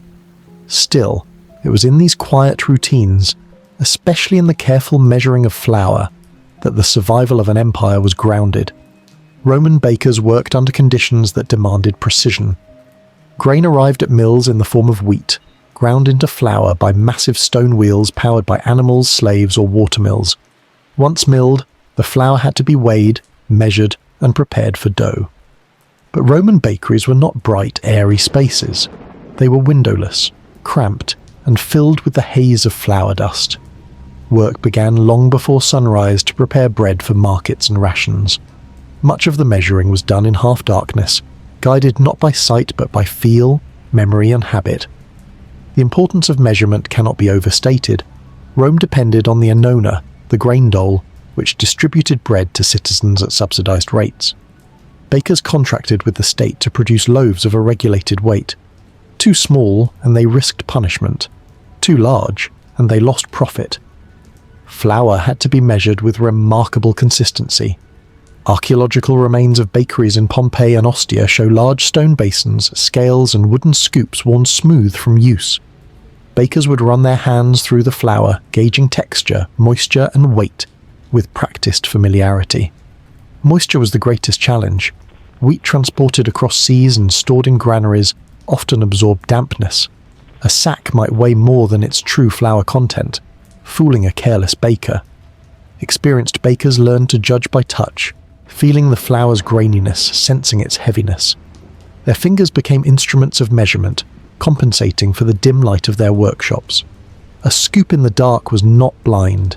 It was guided by years of habit. The work environment was harsh. Bakers labored beside ovens that radiated intense heat, while flour dust clogged their lungs. They worked in shifts that began at night, ensuring loaves were ready for distribution at dawn. Roman satire and legal texts often mention bakers, sometimes with disdain, portraying them as sweaty labourers, low in social rank. Yet their skill was indispensable. A mismeasured batch of flour could throw off hundreds of loaves, disrupting markets and angering officials. Roman law kept close watch on bread weights. Edicts specified standard loaf sizes, and inspectors could seize bread deemed too small. Penalties for fraud ranged from fines to confiscation of stock. Bakers thus had to be meticulous, keeping ledgers of flour received and bread produced. These records, though rarely preserved, reveal the bureaucratic side of baking, the transformation of grain into numbers, numbers into rations, rations into survival. In this, the Roman baker resembled the medieval grain clerk, anonymous, uncelebrated, but essential. Measuring in the dark was not only a matter of necessity but also of efficiency. Lighting a workshop with oil lamps was costly and risky. Flames near flour dust could cause fires or even explosions. Many bakers therefore preferred to work with minimal light, relying on routine. Apprentices learned by watching masters' hands, memorizing the gestures rather than the appearance. Over time, the body itself became a scale. A scoop equaled a handful, a sack equaled so many loaves. Knowledge was carried in muscle memory more than in sight. The scale of baking in Rome was immense. Large bakeries employed dozens of workers, producing bread not only for markets but also for the army. The Roman legions marched on grain transformed into portable loaves or hard biscuits. Here again, measurement mattered. A soldier's ration had to be predictable, ensuring endurance on campaigns. An underweight ration could spark mutiny. Thus, from the dim bakery in Ostia to the marching camp along the Rhine, the accuracy of flour measurement shaped the empire's strength. We often imagine Rome's power in terms of marble temples, aqueducts, or legions in armour. But behind that power was bread, and behind bread was flour, and behind flour were men, often slaves, measuring by touch in dusty darkness. Their lives were monotonous, their labour invisible, but their accuracy held the empire together. As Section 1 closes, imagine a Roman bakery before dawn. The air is thick with flour, the glow of an oven faintly lighting the room. Men scoop flour into basins, weighing it by hand, adjusting texture by feel. A foreman checks loaves against expected weight, his judgment quick and unforgiving. Outside, the city still sleeps, but inside, bread for hundreds is already taking form, and we are left with a question. How much of Rome's grandeur rested not on emperors or generals, but on the steady hands of bakers measuring flour in the dark? If Section Sistos 1 showed us the dim workshops of Roman bakers, Section 2 leads us into the wider system that tied their flour measurements to the empire itself. Bread in Rome was never just food. It was politics, economy, and social order. The phrase panem et circenses, bread and circuses, summarize the state's promise. Keep the people fed and entertained, and they would remain loyal. Bakers stood at the very center of this promise. The annona, Rome's grain dole, was one of the empire's most significant institutions. It guaranteed subsidized or free grain to Roman citizens, particularly in the capital. By the late Republic, hundreds of thousands depended on this distribution. Julius Caesar and Augustus both expanded the system, understanding that political legitimacy rested on full bellies. The responsibility then fell to bakers who converted the state's grain into daily bread. Their ledgers, scales, and scoops became instruments of governance. State oversight of bakeries was intense. Officials known as aediles inspected bread to ensure loaves matched regulated weights. A short loaf was not just fraud, it was a political risk, threatening unrest among the hungry crowds. Legal codes preserved in the digest mention punishments for bakers who adulterated flour or sold underweight bread. In extreme cases, negligent bakers could lose their property or be barred from their trade. The law's harshness reveals the stakes. Bread shortages could spark riots, and riots could topple regimes. Indeed, food riots were a recurring feature of Roman life. When grain shipments from Egypt or North Africa were delayed by storms or piracy, panic spread quickly in Rome. Crowds gathered in the forum demanding bread. In these moments, bakers became both targets and mediators. Accusations of hoarding or cheating fell upon them, fairly or not. Archaeological remains from Pompeii include graffiti mocking bakers, suggesting their uneasy place in society, respected for necessity, despised for perceived greed. Behind the drama, the daily accounting of flour remained constant. Bakers recorded how much grain they received from state granaries, how much flour it yielded, how many loaves were produced, and how many were distributed. These records, though rarely preserved, echo the medieval grain ledgers we saw earlier. Numbers became lifelines. A single miscalculation could shortchange a ration or spark accusations of fraud. Precision was everything. The politics of baking extended beyond Rome itself. In provincial cities, local elites often sponsored bread distributions to gain popularity. Inscriptions from towns across the empire praise benefactors who provided free bread during festivals. Bakers, once again, were central to this process. Their dark workshops produced the loaves that symbolized civic generosity. Measuring flour in the dark thus became a political act, linking local leaders to the loyalty of their communities. The empire's reliance on imported grain further complicated matters. Rome drew much of its supply from Egypt after Augustus annexed it in 30 BCE. Grain ships sailed the Mediterranean, carrying thousands of tons each year. When they arrived, the grain passed into the hands of millers and bakers, but storms, piracy, or war could disrupt shipments, threatening famine in the capital. The emperor's reputation depended on managing this supply chain. Suetonius records that Augustus once rushed personally to the grain docks during a shortage to reassure the people. Such gestures mattered, but the practical survival of the system lay in bakers' steady production, loaf by loaf, sack by sack. The scale of Rome's bread consumption was staggering. Some estimates suggest that the city required over 150,000 tons of grain annually to feed its population. This meant thousands of bakers working daily, producing loaves for distribution through bakeries known as bistrina. Archaeological remains in Ostia, Rome's port city, reveal industrial-scale bakeries with massive mills and ovens capable of feeding entire neighborhoods. In these spaces, flour measurement in the dark was repeated endlessly, turning sacks of grain into the empire's staple food. Yet bakers occupied an ambiguous social position. They were necessary but often viewed with suspicion. Many were freedmen or slaves, bound to their trade by obligation rather than choice. Satirical writers mocked their flour-dusted faces and sweaty labor. Aristocrats looked down on them as lowly craftsmen, yet emperors relied on them more than on poets or philosophers. When riots threatened, it was not rhetoric that calmed the people but bread, and bread came only from the baker's hands. This tension sometimes turned violent. In the reign of Claudius, when grain shortages struck, the emperor had to be protected from angry crowds demanding bread. Tacitus records incidents where mobs threatened officials over delays in distribution. Bakers bore the brunt of this unrest, their shops targeted as symbols of failed promises. Behind every riot lay the simple fact of flour measured or mismeasured in the dim hours before dawn.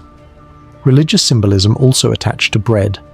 In pagan rituals, loaves were offered to gods. In early Christian communities, bread became central to liturgy.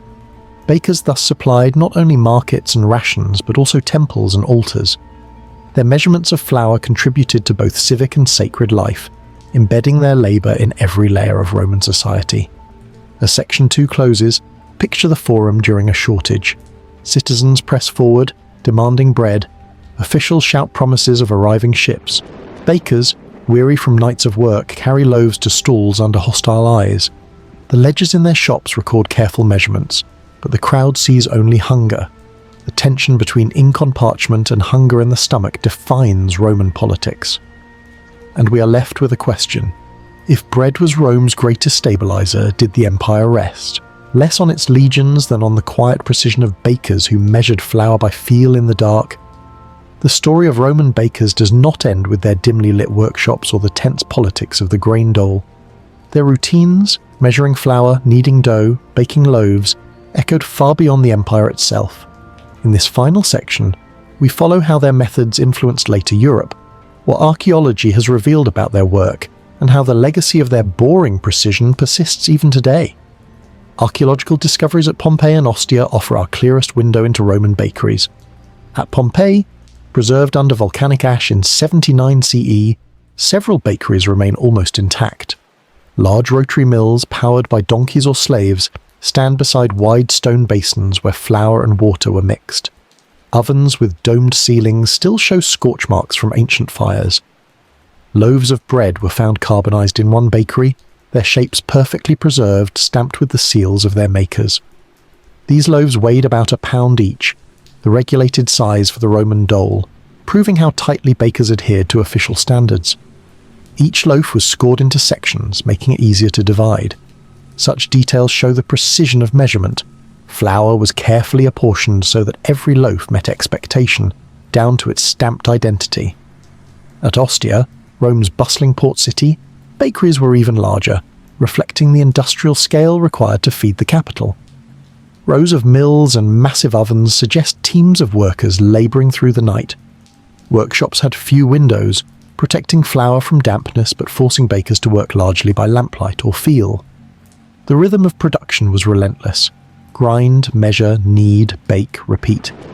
Inscriptions from Ostia honor guilds of bakers, Collegia Pistorum, whose members banded together to protect their trade and negotiate with officials. Their existence underscores the bakers' importance, even as they remained socially marginal. The techniques developed in these Roman bakeries influenced later Europe. Medieval baking practices, though shaped by Christian rituals and local traditions, still bore the imprint of Rome. Standardized loaf sizes, regulations on weight, and guild structures for bakers all echoed Roman precedents. The medieval obsession with the just loaf, neither too heavy for bakers to profit unfairly, nor too light for customers to be cheated, was directly descended from Roman legal traditions. In this sense, the act of measuring flour in dim workshops shaped the culture of bread making for over a millennium. Even beyond Europe, Rome's influence spread through conquest and trade. In North Africa, archaeological remains show bakeries modelled on Roman designs, complete with mills and communal ovens. In the eastern provinces, Roman regulations intertwined with local traditions, blending into hybrid practices. Wherever Rome extended, bread followed, carrying with it the silent authority of flour measured in the dark. But the baker's labour was not only practical, it carried symbolic weight. Bread embodied Roman ideas of order and civilization. To provide bread regularly was to demonstrate control over nature and society. Conversely, a failure to provide bread symbolized disorder, weakness, and even divine displeasure. This symbolic power endured long after the fall of the Western Empire. Medieval kings and city councils measured their legitimacy by their ability to keep bread affordable, a continuity that reveals the deep imprint of Roman precedent. The monotony of baking also created continuity across classes. While aristocrats debated politics in the Senate and emperors waged wars abroad, slaves and freedmen toiled in bakeries to ensure the city's daily bread. Their anonymous labour underpinned the empire's grandeur. Few of their names survive, except where stamped loaves accidentally preserved them. Yet their routines, measuring flour, weighing loaves, adjusting ovens, were as crucial to Rome's endurance as marble or steel. Archaeology even reveals small traces of their human presence. In Pompeii, one bakery wall bears a carved graffito mocking a baker's clumsiness. Another inscription praises a guild patron for providing free bread at a festival. Carbonized loaves still bear fingerprints where workers pressed dough. These details remind us that history is not only emperors and armies, but also tired hands in flour-dusted darkness. The legacy of Roman bread survives most visibly in the shape and symbolism of loaves. The scored round loaves of Pompeii resemble some Italian breads baked today. The expectation of uniformity in bread, enforced by law in Rome, foreshadowed later European regulations on weights and measures. Even the association of bread with civic stability echoes in modern times. Food shortages still provoke unrest just as they did in Rome, and governments continue to treat bread as a symbol of political legitimacy.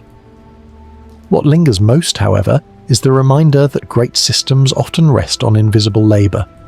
The Roman Empire projected itself through aqueducts, amphitheatres and armies, but its daily stability depended on bakers whose names we do not know. Their skill lay not in innovation, but in endurance, in the ability to repeat the same motions every night, ensuring loaves were ready at dawn. Flour measured in the dark was the quiet heartbeat of an empire. As Story 6 closes, imagine again a Roman bakery before sunrise. Donkeys turn the millstones, workers scoop flour by touch, and the oven glows red in the background. The foreman checks weights, stamping loaves with seals before they cool. Outside, citizens line up for their rations, unaware of the fatigue inside the workshop. The empire turns on its wheels, but its foundation is here, in sacks of flour and measured scoops. The unresolved thought is this: if Rome's greatness rested partly on the unseen work of bakers, how much of our own world rests on equally hidden labours? Night shift workers, factory lines, clerks of data, whose precision keeps societies from crumbling, even though history rarely records their names. Beneath heavy stone houses, cellars held steady silence and cool air, guarding clay jars and wooden casks while winter raged above the earth. When we think of medieval and early modern Europe, we often picture banquets, monasteries, or taverns filled with wine. Yet behind those scenes of merriment was a quiet struggle against the cold. Wine was fragile. It soured easily, froze in harsh winters, or turned to vinegar if exposed to air. The survival of wine, the drink that sustained peasants, monks, nobles and merchants alike, depended on cellars, cool, dark spaces carved into earth or stone, where temperature and humidity could be managed with painstaking care. The story of wine cellars is not one of glory or grandeur, but of repetition and patience, the kind of boring detail without which no feast or ritual could have taken place. Wine was central to European life. In regions where clean water was scarce, diluted wine was consumed daily. Monasteries brewed and preserved wine for liturgy. Nobles flaunted fine vintages at feasts. Peasants relied on rough, sour wine for calories and hydration. Cities like Paris, Florence, or Cologne depended on vast quantities shipped from surrounding vineyards. The volume was staggering, barrels by the thousands arriving each year. But quantity alone did not guarantee survival. Without proper storage, much of it would spoil before it could be consumed. Enter the cellar. Archaeological remains across Europe reveal vaulted chambers beneath castles, monasteries, and townhouses. Their purpose was simple: protect wine from extremes of temperature. Stone walls insulated against frost, while underground chambers remained cool in summer. Darkness prevented spoilage from sunlight, while stable humidity preserved wooden barrels.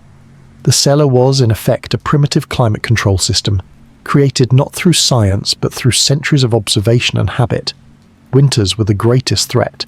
In particularly harsh years, wine could freeze in barrels, expanding and splitting the wood. Cellar keepers learned to manage this risk by storing barrels deeper underground where earth temperature remained steady. Some even packed straw around barrels for insulation, much as Ottoman gardeners did with tulip bulbs. The parallels are striking. Survival depended not on brilliance, but on the dull knowledge of how to keep nature at bay. The daily labour of cellar keeping was repetitive. Workers inspected barrels for leaks, kept air out by topping them up regularly, and monitored humidity to prevent staves from drying and shrinking. Candles lit the dark chambers, their wax drip still visible on stone floors in some surviving cellars. Records from monasteries describe rotations. Monks assigned to cellar duty checked each barrel, recorded volumes in ledgers, and reported spoilage. Their notes are monotonous. 3 casks soured, 2 refreshed. Yet they tell the story of survival through careful routine. Wine was not merely stored, it was actively managed. Cellar masters practiced racking, the process of siphoning wine from one barrel to another to leave sediment behind. This had to be done in winter, when cooler temperatures slowed fermentation. The operation required precision. Too much disturbance, and the wine could sour. Too little, and sediment ruined taste. Manuals written by monastic vintners describe the process in painstaking detail, reflecting a tradition passed down across centuries. For merchants, cellars were economic lifelines. A spoiled barrel meant financial loss.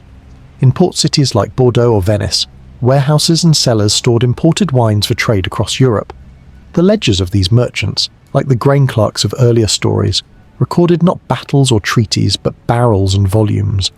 Each figure represented both profit and survival. A careless keeper who let frost ruin a shipment could bankrupt a household. Thus, wine cellars were not peripheral but central to urban economies. The symbolism of the cellar also mattered. In noble households, the wine cellar was a mark of status. Visitors might be shown the vaulted chambers beneath a castle, rows of barrels lining stone walls, a quiet display of abundance. In monasteries, by contrast, the cellar was a place of duty. The cellarer, an official office in many orders, oversaw both wine and food stores. His work was humble but essential, ensuring both ritual wine for the altar and drink for the refectory. Without his vigilance, liturgy itself could falter. As Section 1 closes, imagine a cellar in the winter of 14th century Burgundy. Snow piles against the abbey walls above, but underground the air is steady and cool. A monk lowers his candle into the chamber, inspecting barrels, topping up one with a wooden ladle, tightening the hoops of another with a hammer. His notes in the ledger are terse, but his labour ensures that the wine will survive until spring. Above ground, nobles feast and peasants drink, unaware of the monotony below. And we are left with a question: how much of Europe's culture of wine, its feasts, rituals and economies, rested not on vineyards or banquets, but on the invisible patience of cellar keepers who saved wine from winter? In Section 1, we saw how cellars protected wine against the unforgiving cold. Section 2 brings us into specific places: Burgundy, Champagne, and the monasteries of Europe, where cellar practices became not only a survival strategy, but a foundation for trade, reputation, and culture. These were not grand inventions, but the quiet art of managing barrels in the dark, repeated season after season. Burgundy offers one of the clearest examples. By the High Middle Ages, the region's vineyards were renowned, cultivated largely under monastic orders such as the Cistercians. These monks, meticulous in every aspect of daily life, carried their discipline into winemaking. Their abbeys boasted vast stone cellars, vaulted like chapels, where wine was stored through winters that could otherwise ruin it. Monastic records describe cellars as carefully managed environments. Monks checked barrels for leaks, ensured they were topped to the brim to exclude air, and shifted them as needed to prevent spoilage. These actions, recorded in dry Latin notes, 2 casks refreshed, 1 soured, tell of a vigilance as repetitive as prayer. Champagne, too, became famous not only for its vineyards but for its deep chalk cellars. Dug into soft stone beneath Reims and Epernay, these subterranean chambers held steady temperatures year-round. Though associated with sparkling wine centuries later, their origins were practical. Chalk cellars offered natural insulation against frost. Medieval merchants valued them because they preserved barrels through the cold months, when ordinary storage might freeze or spoil stock. In time, the geography of cellars shaped the geography of trade. Regions with better storage gained reputations for reliability, their wines more trusted in distant markets. Monasteries across Europe shared this tradition. Benedictines and Cistercians in France, Augustinians in Germany, and Carthusians in Italy all tended cellars with the same patience they applied to copying manuscripts or tending gardens. The office of cellarer was a formal position, responsible for managing not only wine but all provisions. His duties included inspecting barrels, overseeing racking, and maintaining ledgers of stock. Surviving accounts reveal the detail of this labour: numbers of casks consumed at feasts, volumes spoiled by damp, replacements purchased from merchants. These entries, dull at first glance, reveal the hidden infrastructure that kept monasteries running. Spoilage was the ever-present enemy. Barrels were porous. Wine evaporated slowly through the wood, leaving ullage, the empty space where air could enter and turn wine to vinegar. Cellarers topped up barrels constantly, pouring in fresh wine to exclude oxygen. They hammered hoops tighter when staves dried, repaired leaks with resin or pitch, and racked wine from barrel to leave sediment behind.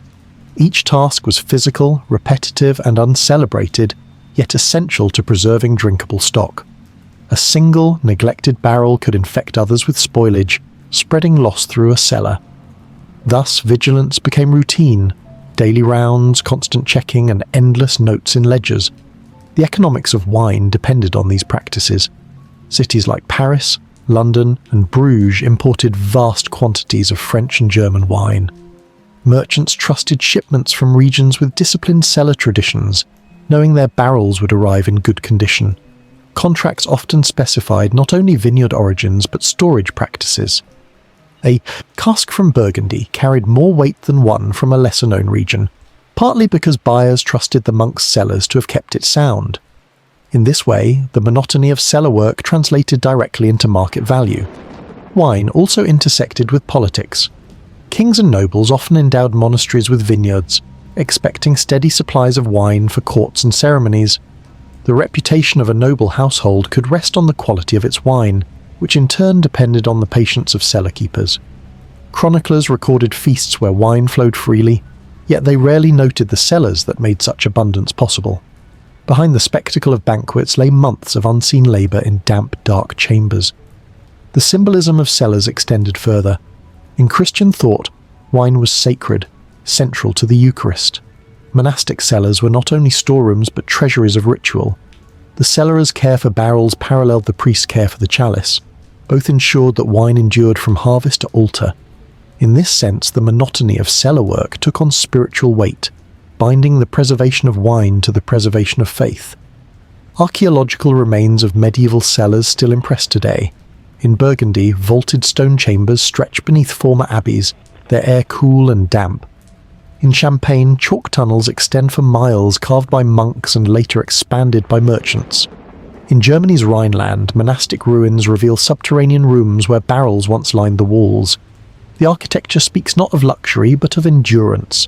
Thick walls, low arches, and carefully chosen depths that balance temperature and moisture. These cellars also became hubs of trade. Merchants visited to inspect barrels, taste samples, and negotiate contracts.